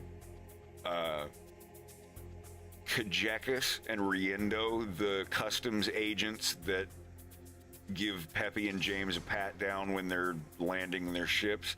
All of those characters 100% belong to me. I made those characters up, everything about them. They are not based on characters that exist in Nintendo franchises. So those characters, I have zero problem making a plush. If this Rhys plush, if that many people out there want a Rhys plush, and this works, then I'll do one of Kale. He'll have a little beer bottle in one hand and a $20 bill in the other. I will 100% do that if y'all are interested in getting one made. I'm leaving it at base price. I'm not doing this for a profit. Even though, like, yeah, I am going to make a couple bucks off of it, obviously, but I want everything at the base price. I'm not trying to jack anything up. It seems like every single plush on their website is $29.99 plus tax and shipping. So, like, I'm leaving it at that. They have a jumbo one. Well, I might see about that later. I don't know how it works, but for this one that we're pitching right now, I want people to, I want to make something physical. I've been making this cartoon for 9 fucking years. I want to, like, even if it's just a shirt or a stuffed animal or something, I'd like to make something physical for it. There are people on YouTube who'll make a cartoon, and then 4 days later, they'll be like, oh, here's the shirt. This is the quote from the cartoon that you literally saw 4 days ago. Get the shirt. And people buy it. People want it. So it's like, fuck. Knucklehead 2705V2 199. Your accent's interesting. What state are you from? I was born in Florida. Born and grew up in Florida, and then for the second half of my life, I moved back to Tennessee. My family is from Tennessee, and Virginia. But when I was a kid, I lived in Florida for a long time. James McLeod jacket, hell yeah. Have I got news for you? Have I?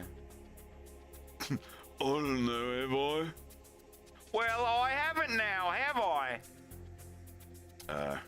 I'm looking for it. I'll show you here in a minute. There it is. I'll bring it up on a browser. A couple pictures. This is a thing. It does exist.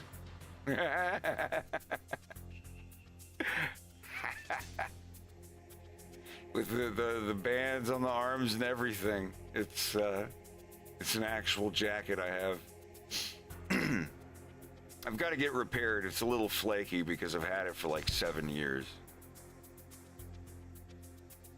But it's here. It's in a locker. I'm trying to keep it preserved until I think it's polyurethane, so it doesn't last forever. It can't really be fixed too much. I have another perfect, flawless copy of the jacket that this was painted on.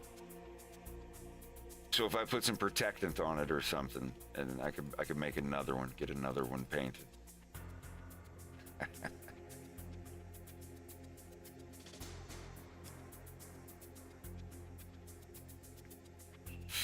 Matt online, I feel the same way. Thank you for the tenor.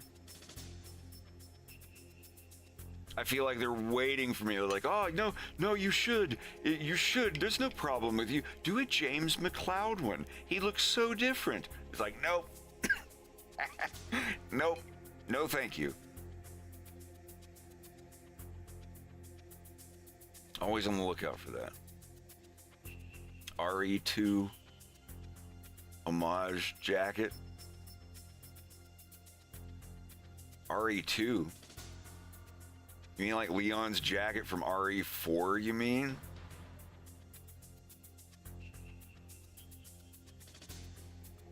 Oh, no, there was you're talking about Claire's jacket where it's like a match made in heaven, like angel devil thing. No, you're seeing they're both leather jackets that have the word heaven. Leave luck to heaven is the very loose English translation of the word Nintendo. Leave luck to heaven is basically what Nintendo means in Japanese. At least that's what we've been told. So yeah, the reason his jacket says leave luck to heaven is it's a Nintendo reference, I guess. Oh, you're making me want to play RE2 again. RE2 remake and RE4 remake, that shit was sick as hell.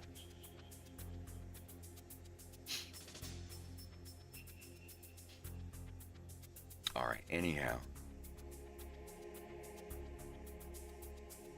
So I try to answer everybody's questions if they pop up. It's just the font is so small on that thing.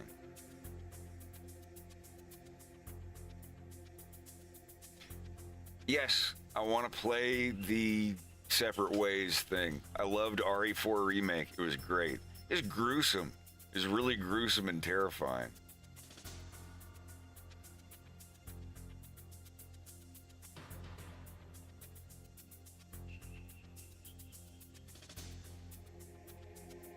But the cool thing about this part, keep in mind, Fox is this still updating? Yeah, okay. I'm sorry, some stuff wasn't showing up on the other screen. Keep in mind, this is right after Wolf has been made fun of for his hair. So there's going to be a shot of Andross's "Only I have the brains," like the speech that he did. He's watching that right now. This is right after Andross gave the speech. So there's going to be a Polish lizard newscaster guy on the TV that he's watching talking about like, oh, upcoming Venomian dictator in practice or dictator in training, Andros, haha, hee hee, or whatever. Yeah, and he's watching that. You're gonna hear it. You're gonna hear like I might even show the TV screen. I don't know, in like a little shot before this, and he's just gonna be standing there. And then you hear the door open, and then you hear Wolf say, "Hey there," and he looks up, and right as Wolf is walking in, he turn off everything else, so we'll run fast. As Wolf is walking in, he says, "It's nice to finally meet you," and the moment that he is shown on screen, he's like, "Hey, it's nice to meet you, man." It's like he pushes his hair back and he's like, "All right." I don't have the mouth movements yet. Oh yeah, it's like whatever. But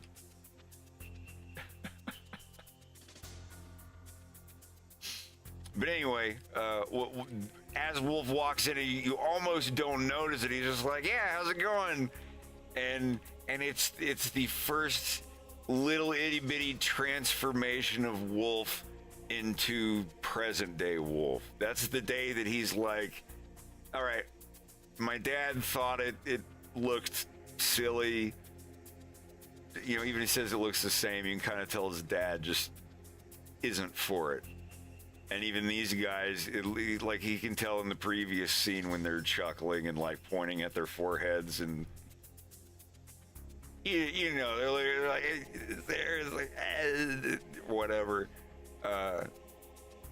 He can tell, like even if he doesn't know what they're saying, he kind of has a good idea of, you know, they're making fun of his hair. So when he comes into the place, he's like, "All right, fuck it." It's like, "How you doing?" I still have to finish animating that part, but I want to get the next item of Wolf set up here. There we go. I just wanted to share that because of all the stuff about, you know, making fun of his hair. From that moment forward up until present day, his hair looks like this. No more of that girly hanging in front of the face like a rock star. His mom has her hair like that. He's like, "I want my hair like that."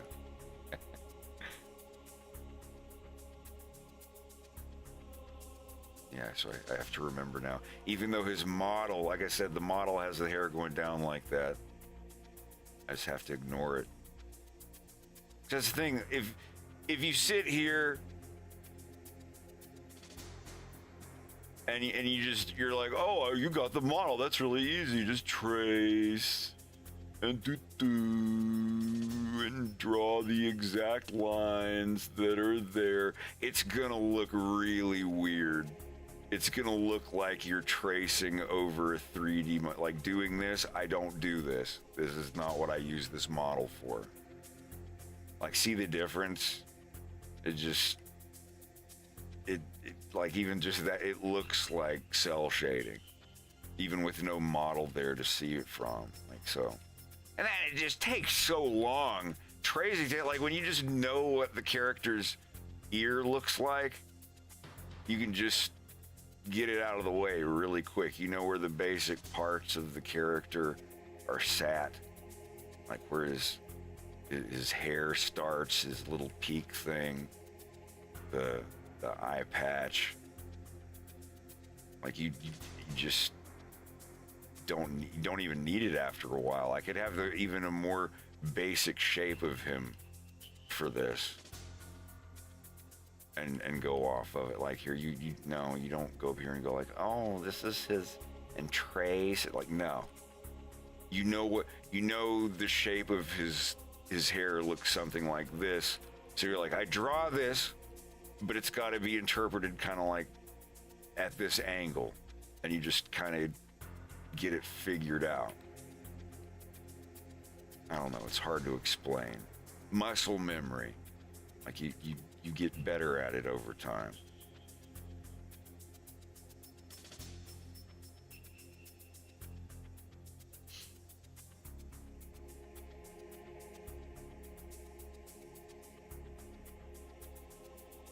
Well, it's still magic to me.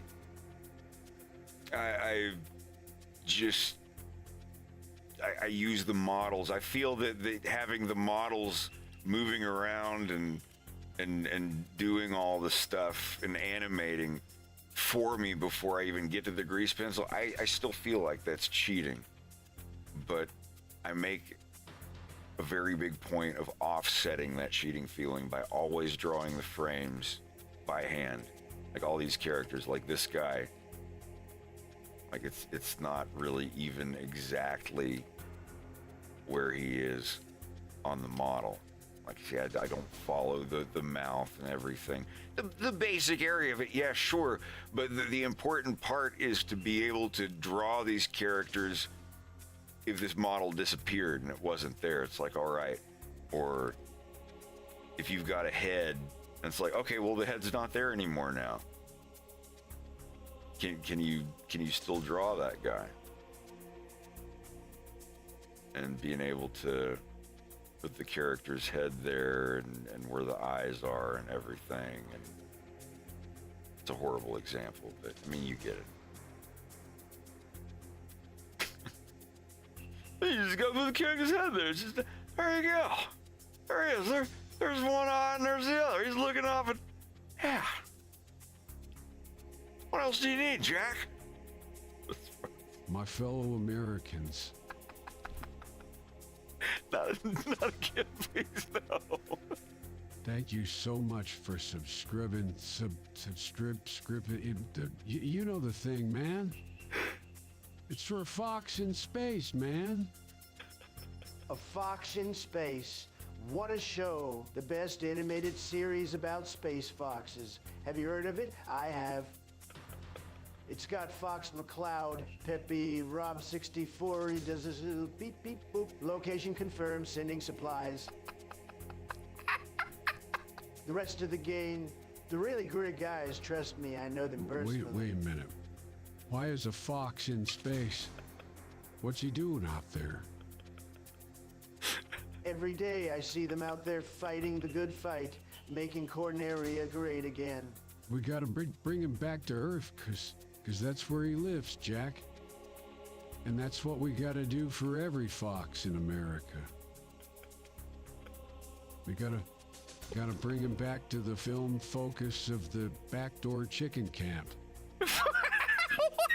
That's what Corn Pop said. And when Corn Pop's in the cockpit, you porn cock to, you can't pop the, you know the thing, man. Andros, have you heard of this guy Andros? What a loser. This is what happens when you let a monkey take over an entire planet.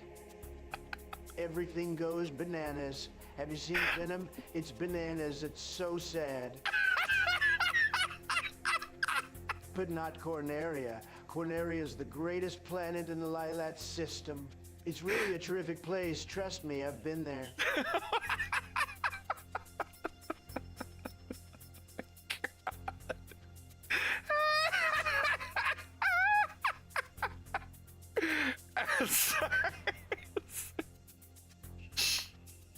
Or what was it, the David Lynch podcast?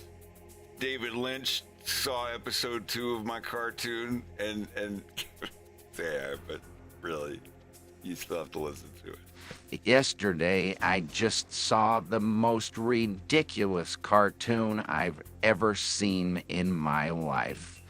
A fox in space. It made no sense. The direction was terrible. It was awful. The most pain-inducing 40 minutes I've ever felt in my life.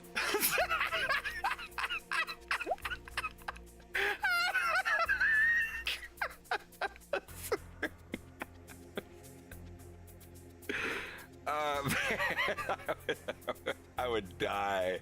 I would die.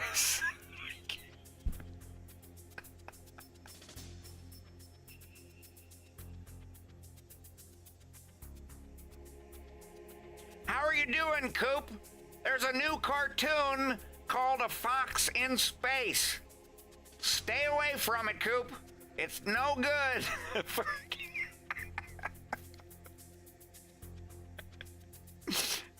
Sorry, I'm sorry.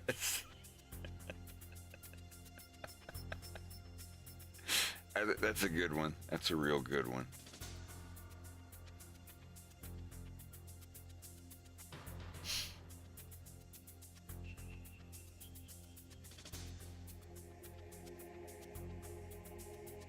I don't know if anybody could hop in the Bubba or Slava. Slava, ты здесь?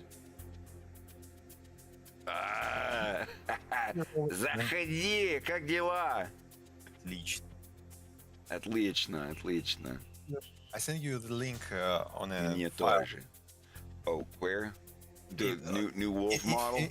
yeah, in your private messages. I'm still gonna fix a little bit, but for now it's fine. Especially if you want to, like. For those of you watching, this is my dear friend Slava. He helps with a lot of the 3D stuff in a Fox in space. I keep hearing, in a Fox in space. It was terrible. Yeah, let me, I'll take a look.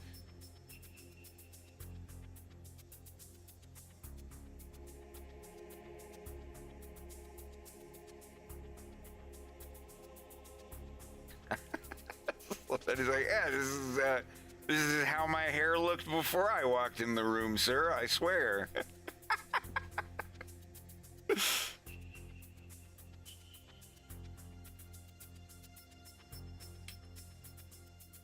Русские в чате где? Как дела? Как вы себя чувствуете?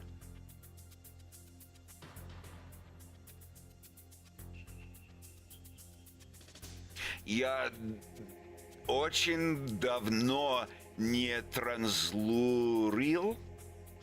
Транслировал. Транслировал на Ютубе. Очень давно. God, maybe I will learn Polish as well. And that'd be funny, like by the end of the cartoon.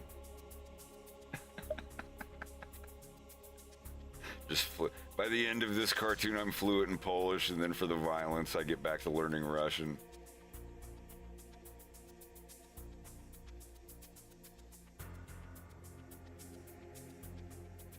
Call me Mr. In Between. Whose tutorials did I watch to learn Blender?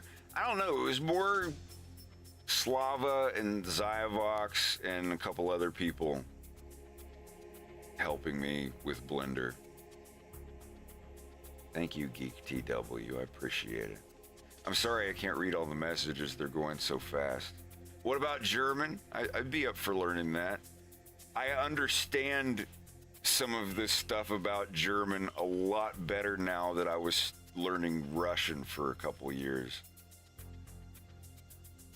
Like cases of things and gendered nouns and whatnot.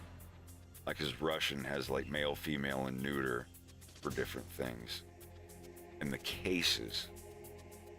Like I never knew that cases were a thing. Like what the end of this word sounds weird if you're talking about inside of the thing or on top of the thing instead of just saying, I want the thing. Oh no, like if you want the thing, then that means you're technically doing something to the thing. It's a target of your action, so that gets a change as well. But only if it's female or it's a female noun or it's a living thing that isn't a plant. There's all sorts of crazy rules learning Russian, but it's been super fun. I've slowed down on it for episode 2's production, but I'll get back on it sometime soon. I still use it every day. I still speak what I know every day, so it keeps it fresh in my mind. But now that I've been translating these scenes, I've been learning how to pronounce Polish. Let me ask now, is there Is there anybody in the chat this late, or rather that early in the morning? Is there anybody in the YouTube chat that speaks Polish? I said this earlier and I got so focused on what I was doing, I didn't read the chat, and I apologize. I apologize. I apologize. I apologize. I apologize. Shut the fuck up! Anybody know what that's from? I apologize. I apologize. I apologize. Shut the fuck up! But yeah, what does Vitai mean? I don't know what that means. Oh, you know, it means I know about 4 or 5. But anyway, so I said this earlier, and I'll say it again. I'm looking for, 3 or 4 people. I've had 2 of my friends help me write this script, and bless them. Like, I trust them and everything. But if it's a language that I don't speak fluently, I want to run that script by like 5 or 6 people until all of them can kind of mutually agree, okay, this doesn't sound cringe. Like when I work on my cartoon in Russian, I'm going to ask Slava. I'm going to be like, okay, there's this scene where there's some Russian hyenas that are yelling at each other. Does this sound natural? Because an English speaker is going to see that, like, even if it's bad, and be like, oh man, that sounds so badass. And they're not going to know. But like a Russian speaker is like, oh my God, these aren't even voice actors. They just found some guy on the street to do these lines. But if you don't understand the language, it's like, oh, that sounds so cool. I couldn't tell you if there was good Japanese voice acting or bad Japanese voice acting. Like, I just hear Japanese, I was like, oh, this is really cool. But, a native Japanese person would be like, oh, Fred, this guy is like, oh, this is so cringe. He's so shy and stuttering his lines. I'm like, I don't know the language. I can't tell. I'm sorry. I'm still like that with Russian, and it frustrates me. Because Slava will show me something, and it'll be like, oh man, this is so cringe. This is such bad voice acting. I'm like, I'm sorry, it still sounds fine to me. Because I don't know the language and the inflections so much yet.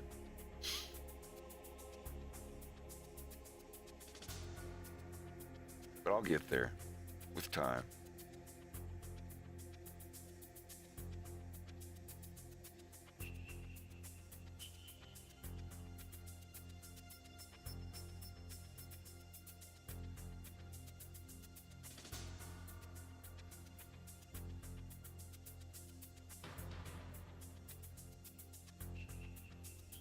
I hope you all are having a good time.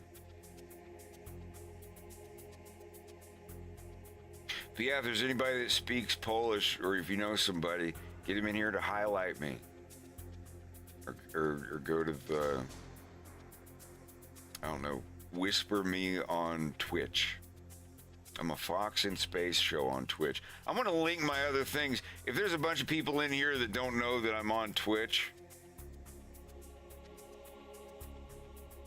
this is my Twitch. I don't stream on YouTube. It's too big, too many random people.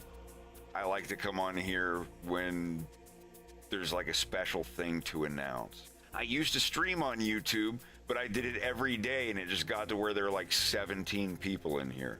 On Twitch, there's interactive stuff. Like if somebody subscribes, it does this thing on the screen. Or if someone follows, if someone subscribes. Excellent! And there's little commands and stuff like that. I think I might actually do that. I think I might hop off of here, and it's only 2 in the morning, Yeah, I think I might actually slip over to the Twitch stream. But I wanted to hop on here and advertise my Rhys plush. I'm going to put the link up and show him one more time. What are we at? 240! Oh my god, if this thing actually got up to 400, that would be cool. It's mind-blowing that it's gotten this far. Yeah, somebody just followed me. Yeah, if you follow me on Twitch right now, it will show your name. Even though this is a YouTube stream, I don't know how to differentiate. Hell yeah. This is the pledge right here. This little guy. Yeah, I think I might switch over to Twitch streaming for the rest of the night. Because a lot of those people probably have no idea I'm on here on YouTube.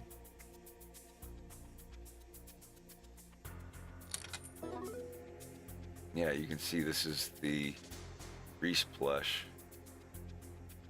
This is the model I made. He won't look exactly like this. He'll probably look better than this. This is just kind of the thing that I wanted to make as a prototype. He'll be more soft and squishy looking. This is just my thing. So I tried to make it look like all of their other plushes look, like the way that they're used to making them, so it can look the most accurate. Jesus, so many people. Thank you for all the follows. But yeah, there's 240 pledges. You pledge $2, and that when the product finally ships, there'll be $27.99 and plus shipping and tax when you're ready to get the actual thing. And when those go through, if I get 200 of those full orders in the next step, then 100% they're being made. And there's no limit. If 1,000 of them are sold, if 5,000 of them are sold, they'll be made and you will get one. There's no like, oh, there's only 500, get them while they're like, no, like if there's that much of a demand in the beginning, then they will exist. If y'all want 5,000 of them, then there will be 5,000 of them. It's gonna be more like 200 or 300, but if the number did get that high, damn. I can thank these in an Arnie voice. That's too many. I'm sorry. I don't usually do the follows, but I thank subs on Twitch. That's usually what the Joe Biden thing is for. My fellow Americans, thank you so much for subscribing. You know the thing, man. It's for Fox in space, man. Jeez. Why are there so many? Oh my God. They take a long time to play, don't they? A Fox in Space. What a show. The best animated series about space foxes. Have you heard of it? I have. Mr. President, what are you doing here? Turbo Freak 888-4444. Thank you for subscribing to A Fox in Space. It's a terrific show about my good friend and cohort, Fox McCloud, fighting the bad guys in the Lilat system. Really terrific. He does all of his points on time, very punctual. I meet him in the gym. Sometimes I see him in there doing the Liladian sit-ups and the push-ups, doing 20 reps per set, and he's... It's got Fox McCloud, Peppy, Rob 64. He does this little beep, beep, boop. Location confirmed, sending supplies. Excellent. The rest of the game, the really great guys, trust me, I know them personally. Brilliant. Thank you for this sub. Every day I see them out there fighting the good fight, making Corneria great again. Wait a minute. Why is a fox in space? What's he doing out there? We gotta bring him back to Earth, cause that's where he lives, Jack. And And that's what we gotta do for every fox in America. We gotta bring him back to the film focus of the backdoor chicken camp. That's what Corn Pop said. Come on, guys. We have to find Corn Pop. Who's Jack? It's just like an expression, like, listen here, buddy. Listen here, Jack. When Okay. Corn Pop's in the cockpit, you porn cock to, you can't pop the, did you know the thing, man? Andros, have you heard of this guy Andros? What a loser. This is what happens when you let a monkey take over an entire planet. Everything goes bananas. Have you seen Venom? It's bananas. It's so sad. But not Corneria. Corneria is the greatest planet in the Lilat system. It's really a terrific place. Trust me, I've been there. Yeah, let's move this on over. Again, I'm going to make this announcement one last time. We're taking pre-orders on the Rhys plushie for Makeshift. If we get we've already gotten that phase of it done. But if all of these come through and at least 200 people come through with these pre-orders, it gets made. We're going to have a Rhys plush. This is my little prototype picture here of what it's going to look like. Again, this is the link. So I'm going to hop over to Twitch and probably just stream for like another 2 or 3 hours. It won't be a very long stream. And then it might. We'll see. This is the link to my Twitch.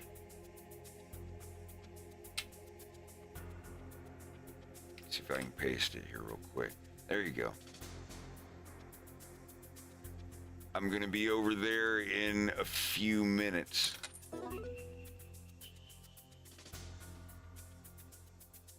So, just to let you know. Thank you, everybody. Thanks for all the Twitch follows, too. Jesus Christ. Thank you, everybody, for helping us get the petition for the Rhys plush. At the very least, we'll get a prototype made. And if that many people follow through on their pre-orders, 200, they will be made. And we'll do the one run, and they're going to be super rare. So, yeah, y'all have a good one. I'll see you over on Twitch in a few minutes.